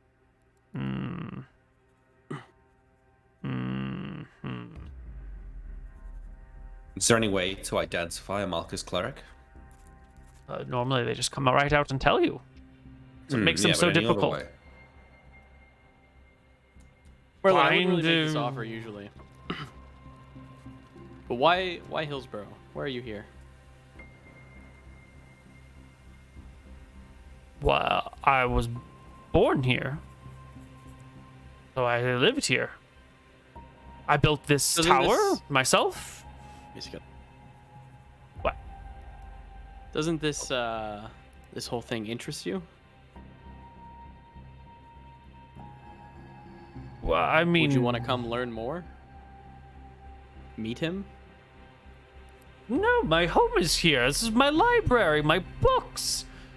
There's money and wealth. I have jobs and friends and family and connection.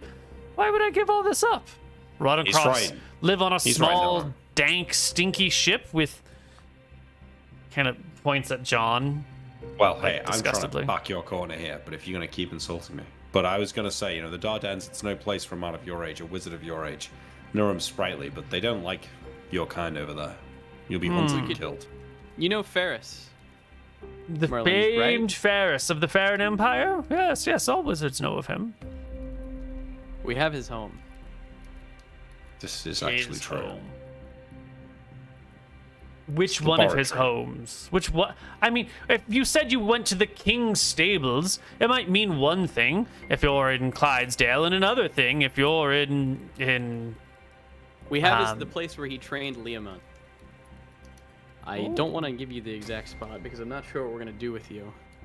But you could come there. You could work in his workshops. He has the greatest library, and he'll give him the best explanation of the place.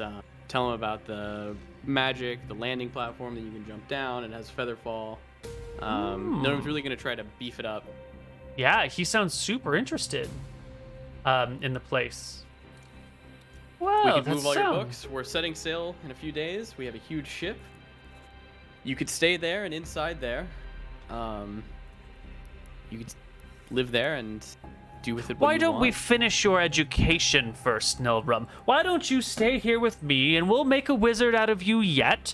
And then when we go, maybe then, after you've finished your training and education and we have some time to prepare, we can set sail and stay with people of better standing. We'll make some friends and connections. I'll show you the ropes. I will make you a deal, Merlin. And you need to listen to it carefully. You come with us, and you can live inside Ferris's hideout. And anytime I come back, I will be your apprentice while I'm there. And we will learn, and we will read books, and I will learn, and I will be a good wizard, like you always wanted. But when my captain needs me to set sail, I will set sail. That is the deal I can make you. You can. No one fix person can serve two masters. No. You're my apprentice, Nilrem, and that's the way it's going to be. Now here, put this book back, and he hands you the book that you got for him earlier. All right. That's enough. Nilrem of that. won't grab Sit the down, book. Merlin. What? Thought we had come a long way. We have come a long way. He was going to kill you before we got here, so. Nonsense. Still not sure. Well, not bad. Merlin, would you really give up your life and stay here, rather than come with me and Give have a up chance my at all life? this? What are you talking about? Nilrem will call forth a magic missile and hit him with one of the three. No. Hey. Roll me some damage. 4 points of damage. Or three. He takes a puncture to the side. His eyes sort of like, ugh. His hand goes to his. Nothing looks- crazy. That's enough, Nilrem. Merlin. No one's dying today, okay? Nilrem, there's no need for that. You, do some research. But Find out what you can. We'll what be back. level are you, Nilrem? 6th. So you created 3 darts, and you only hit him with 1. But he Yes. sees the other 2 that, The other 2 whiz by strike his head. something else. Yeah. And he realizes, becomes very plain on his face, that you are not the 0th level apprentice that he's been training. Your magic missile spell is at least as good as his. And he gets real fucking quiet as he holds the wound on the side of his body.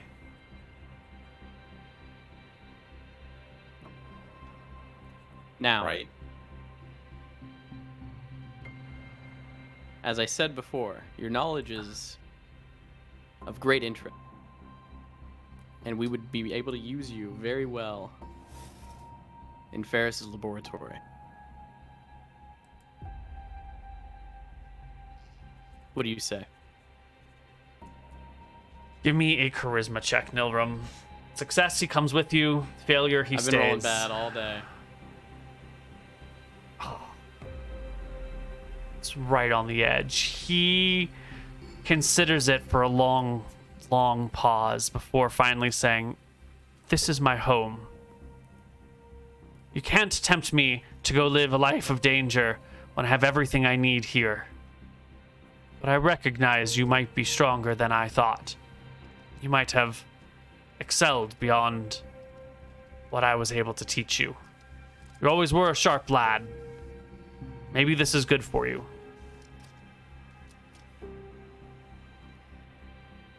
I will look over to the captain. Merlin, maybe you can do some research into this while we've been gone. We can come back and visit in the future. Into what we've told you about our friend. Nilrem shakes his head. Captain, he's going to pack up every one of these magic books that he has. He's going to leave this shop. He's never going to... He's more used to us here. He can help us. Why burn this bridge? I'll point up to the upstairs. I'm watching him very carefully. If he moves, something He's that'll happen. very still, just holding the side of his body. Those books upstairs, Captain, they can help me teach an apprentice. It's a whole library up there for me to learn more. They have all of the knowledge that I need to sift through, and that when I get my apprentice, that they will sift through for anything we want. The knowledge is upstairs. This is the man I came to. I thought you said that Ferris had the greatest library that anyone had ever seen back at the base. He has a library with empty books that need to be, or with books that are aged, that need to be de-aged by thousands of years. I won't be able to understand that. Norb shrugs. 10, 20 years, 30, 40? All right. Okay. Here's what's going to happen. I'm going to wait here for this spell to run out. We're going to sit here in silence. Well, not in silence. We're going to sit here peacefully. Oh, your large spell is already worn off. Yeah, you told like an hour-long story. All right, so here's what's going to happen. I'm going to go back to the boat on my own. I'm going to wait there for an hour. Then I'm going to send 3 or 4 guys here. And then whatever's happened, Nilrem has happened. If you need to help move books, they'll help you.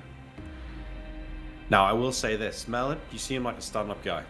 If it were up to me, I'd keep you around. I think you'd be useful. But in all fairness, I only met you today.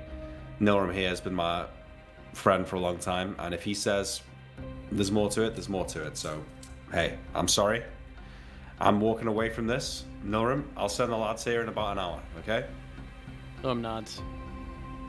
I told you about this one. What a coward. It's nice meeting you. I shake it.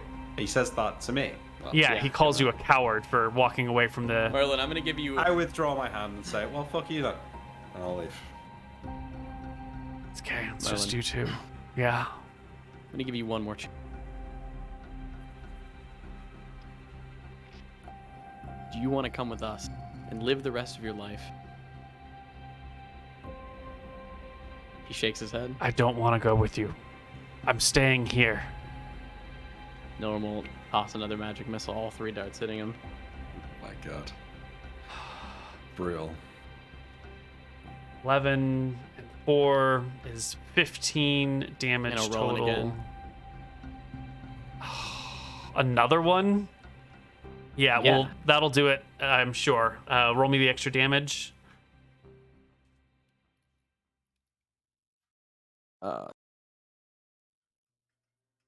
Seven. Yeah. Yep. He lays on the ground before you, dead. Well, his lifeblood's spilling out. I'm sure if you would desperately change your mind, you could patch his wounds right now, but he's dying. Nilrem will think for 1 round. He's more use alive than he is dead. He won't come willingly. But you can take an unwilling wizard without spell cards. You can take a wizard's hand. Nilrem will patch him up. Make me a healing check or an intelligence. A healing salve. Ooh. I will use 1 of the charges. Oh, wait. You need to bring him back to full, right? No. No, you just need to use 1 and you bring him up? You would need to... Yeah, the healing salves won't bring you all the way to 1 HP. You'll need to use the number of his negatives. Yeah. Can I guesstimate his negatives or no? Well, 1 should stop the bleeding. Should stop him from dying immediately, but he'll be like still on the brink of death. That's fine. That's probably for the best. Okay, I'll use 1 healing salve on him to stop the bleeding. I'll check to bandage him. I would have been fine, but yep, it's good. I'm going to tie him up.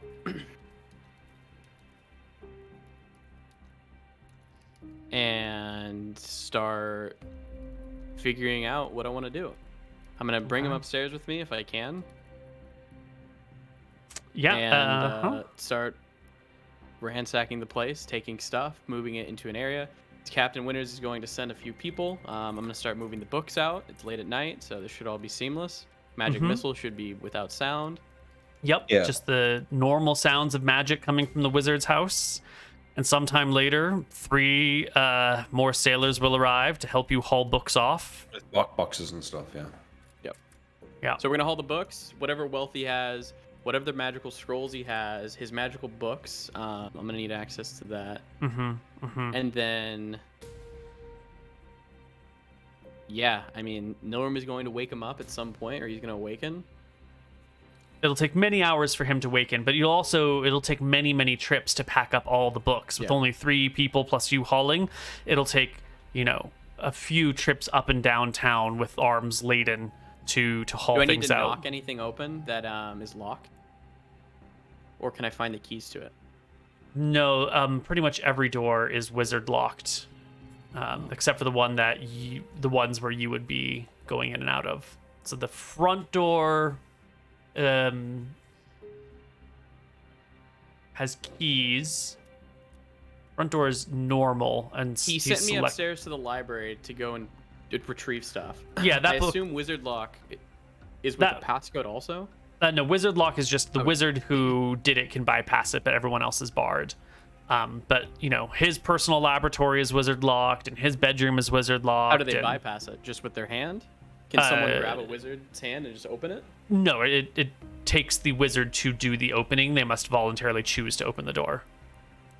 Okay, Nilrem is going to pack up what he can. He's going to wait for the wizard to awaken. I know it's going to take many hours. Lock the downstairs, and then he's going to make his master open those doors.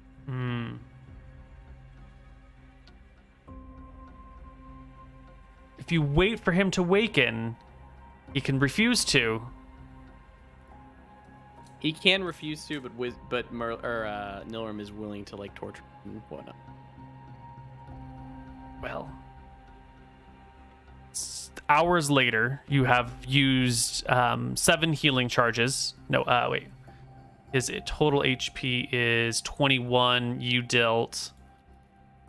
What was it? It was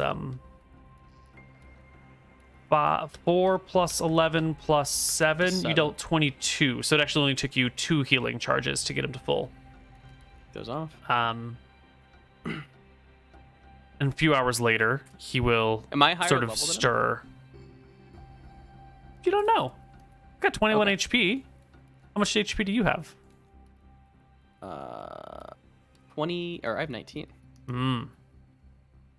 Okay, I can knock open some doors. So I won't need him for at least 2 doors.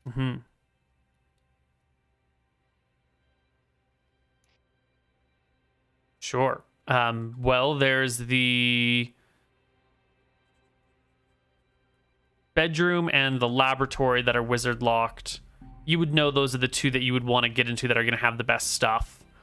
I'll open the laboratory first because that's where I would keep all my good shit. Sure. And then you would have, hauled out what you wanted from there onto the boat. Yep. Do I see anything hidden or any lockboxes in there? Your people scrounge the place. Yeah, they'll haul lock boxes away, and they'll tear down anything that's on the walls, and they'll poke about. But the laboratory's underground, and it's all stone, so it doesn't look like there's anything. Maybe there's a super secret hidden passageway, but you don't notice any. Okay. When he wakes up, does he refuse to open any other doors, or did I get all the doors that I? There is also his bedroom door. So I have 2 knock spells, so I'll use 1 on the bedroom as well then. Okay, then you can loot the bedroom for all it's worth. Other rooms. Library is open to other people who might need to use it. There's an apprentice's room, an apprentice's quarters, kitchen, pantry. Lavatory. Rooftop. Front door. I don't think anything else is locked behind a wizard lock, actually. Yeah, you've already gotten all the good stuff. Okay, then we take everything. We take all his wealth. We take all of his books, very specifically, and I will take possession of his book and all of his spell components, and I'll put them on myself. We don't have to go through that now. And I think that we are going to come back with him as a prisoner. I will put a cloak over him to make it look like he's just a drunken guy. Got too drunk at the bar, and we're bringing him back. Your people can smuggle him through the streets. Yes. No one notices. All right. I'm probably just in the captain's quarters. Yeah. You'll be alerted that the first people that you sent to Nilrem have brought back some stuff and are returning with more people to carry more things. Yep, okay. Just, load it up. We'll leave it in the morning, so don't stay out too late. Eventually, Nilrem will arrive with Merlin in tow. Hands bound, cloak over him.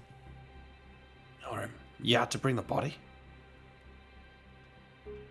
Bringing him back, Captain. He's not dead. He's old. We're going to, I believe this should work. Nilrem will think. I'm going to cut off his hands. He'll still be able to use his mouth and teach my apprentice when they come. But his spell casting days are probably over. Is that necessary? I nod. He would be too much of a risk to maintain in the base alone. But we can talk about that on the boat ride back. Maybe we can think of another way. Maybe. All right. Well, listen. Let's given we've just carted out, a lifetime's worth of magical books from this guy's tower, why don't we set sail now? I stand up from my chair. I go out and up the stairs to the deck and shout to whoever's on the deck. All right, lift the anchor. Let's get going. Back to the Dardanelles. Back to the Dardanelles we go.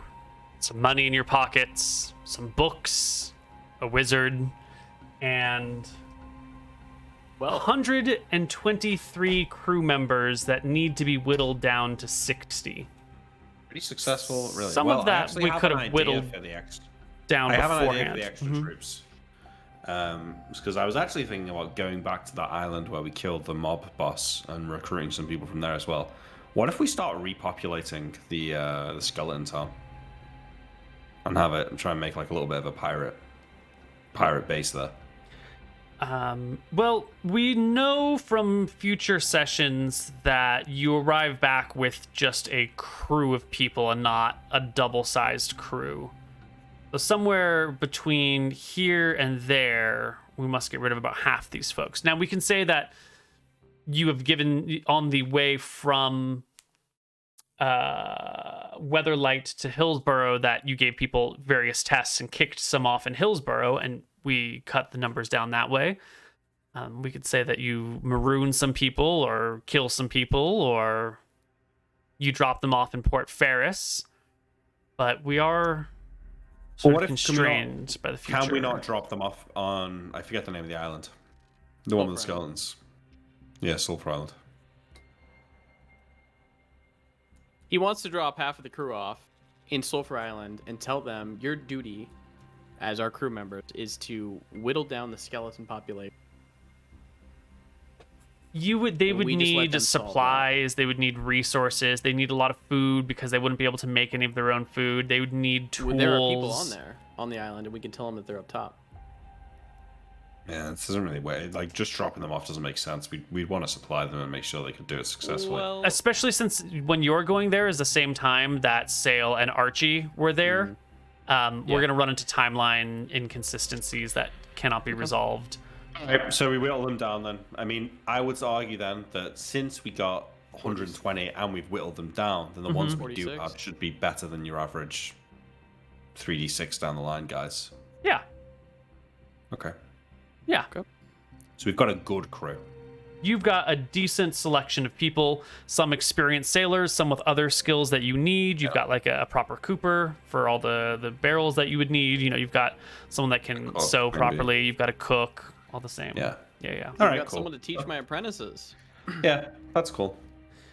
The last thing before we go is Nilrem. You taking both his hands or just one? Or just like some fingers? What? He's not decided yet. I'm not decided yet. I'm not doing it to get rid of his spells right now because I know that he's knocked out. He doesn't have any spells anymore. My main worry is that when he's in the base alone, he could wreak havoc as a wizard. Yes. And he's an unwilling wizard to do this. Yes. So I would know in character, what is a wizard's greatest weakness? If you take one hand, is that enough to like fuck him over? If you take fingers? If you get rid of a hand, they cannot do somatic and material components. In fact, they can't do most somatic components. There might be one or two spells where there is a somatic component where it's like a flick of a wrist and you only need the one hand for it. And that would also have no material components with it, but that would be pretty rare. So a hand would basically get rid of all somatic component spells. A tongue gets rid of all verbal component spells, but then you can't teach. Both hands definitely is all somatic and all material components for all time. Both hands is probably the safest way to keep a wizard if you want them to talk. It's going to be really hard for him to teach with somatic then. Or no? Yeah, that's true. He won't be able to show how to do them. You could remove, thumb and you could remove multiple fingers from each hand. And so he could maybe say, well, with your one finger, you do this, and with your other finger, you do that. But then he would be unable to do them himself. That is what I think Nilrem would probably do then. It seems the best because every spell that Nilrem has actually right now, except one, requires verbal and what about an alternative then? We've got the shield. What if we put him in a room, we attach the shield like within the wall or somewhere that he can't get to it, so it's like an anti-magic room where no magic can be cast, and we lock him in it. But then we can't then he can't like teach apprentice. Well, he can teach people how to do it. The apprentice can go out the room to test it. Did you have the shield at this point in time? Nick is more fucked up than just cutting off fingers because now he can't live his life at all. He's going to be in a room with a shield 24/7 versus being able to walk around, being able to eat, being able to converse with people. But it's non-permanent. Over time, he might grow to understand and just not want to fuck things up. If you cut the guy's it is fingers non-permanent, off, but does John Winters really want another wizard? Well, John doesn't really want this guy here. I'll tell you that Nilrem doesn't want another wizard being able to cast spells at him and do stuff like that. So I think Nilrem is we're gonna think about it on the journey home. So we can think about it on the break. Yeah. Let's next week come with a solution. I'll need an answer for next week. And I should say, any ability that you give him to help teach your people will be make it a little bit easier to find an exception to you can't do X, Y, and Z. Like if you leave him with just the couple of fingers on each side, he could probably still scoop a palm full of colored sand and color spray you, because you probably wouldn't need your fingers to do that. So where's he gonna go though? I mean, like he can't sail a ship on his own. He's fucked. Yeah, he can't really color spray me either because I'm the same level as him, so I'm not worried about that. Sure, but I do understand what you're saying. Yeah. Anyway, it's dangerous to have wizards with access to spells and magic. Maybe you could just keep him from ever seeing a spell book again. Yeah, I mean, knock him unconscious. If he can't see a spell book, he can't learn spells. Yeah. But how can he teach if he doesn't remember his spell book or doesn't have his spell book? Can you do that? Just teach the basics. These are the sounds that you need to create magic. Here are the sorts of movements that come into play. You could teach someone the basics without casting things, but then they would still need you to teach them very specific stuff. Okay. We'll think about it. Okay, we'll think about it. All right. That wraps us up for our second special episode of Tides of Death. Nilrem and Captain John's adventure in Arcadia. Good times. Mm-hmm. How are we feeling about this Telemachy Rohi thing? I don't know. I think I'm not sure. I think it being Malchus is the most likely. The I thing that think it makes the being most Malchus is sense. likely. It's either Malchus. I don't think it's the dragon anymore. It's either Malchus or I believe that it is a winter god or just like a different god. I'm not sure. Mm. Someone who maybe Wow. chose to stay on Earth rather than go up. I have no idea. Mm. Are you at all concerned that you told a priest of Quantarius this name? Not at all, because I want someone else mucking about and figuring some shit out. Yeah. I kind of Okay. want someone who can do some dirty work and who's going to be interested in it outside of the Dardannes, maybe poking about, and we'll see. Hmm. Wow. All right. Well then, anyone have anything else to say before we head off? Just thanks for watching. Yeah. Thanks for watching. There's Subscribe to some patreon.com/tides of death. Yes. Yep. Patreon.com/Tides of Death. And on regalgoblins.com, there are Tides of Death. There's some Tides of Death merch if you are interested in hoodies and shirts with the Tides of Death logos. And that will do Team it. Discovery should be happening on Thursday, right? I assume everyone watching this is probably going to watch that too. Should be on Thursday. Yeah. Should be on Thursday. All right. We'll see you all then. Ta-ta. See you guys.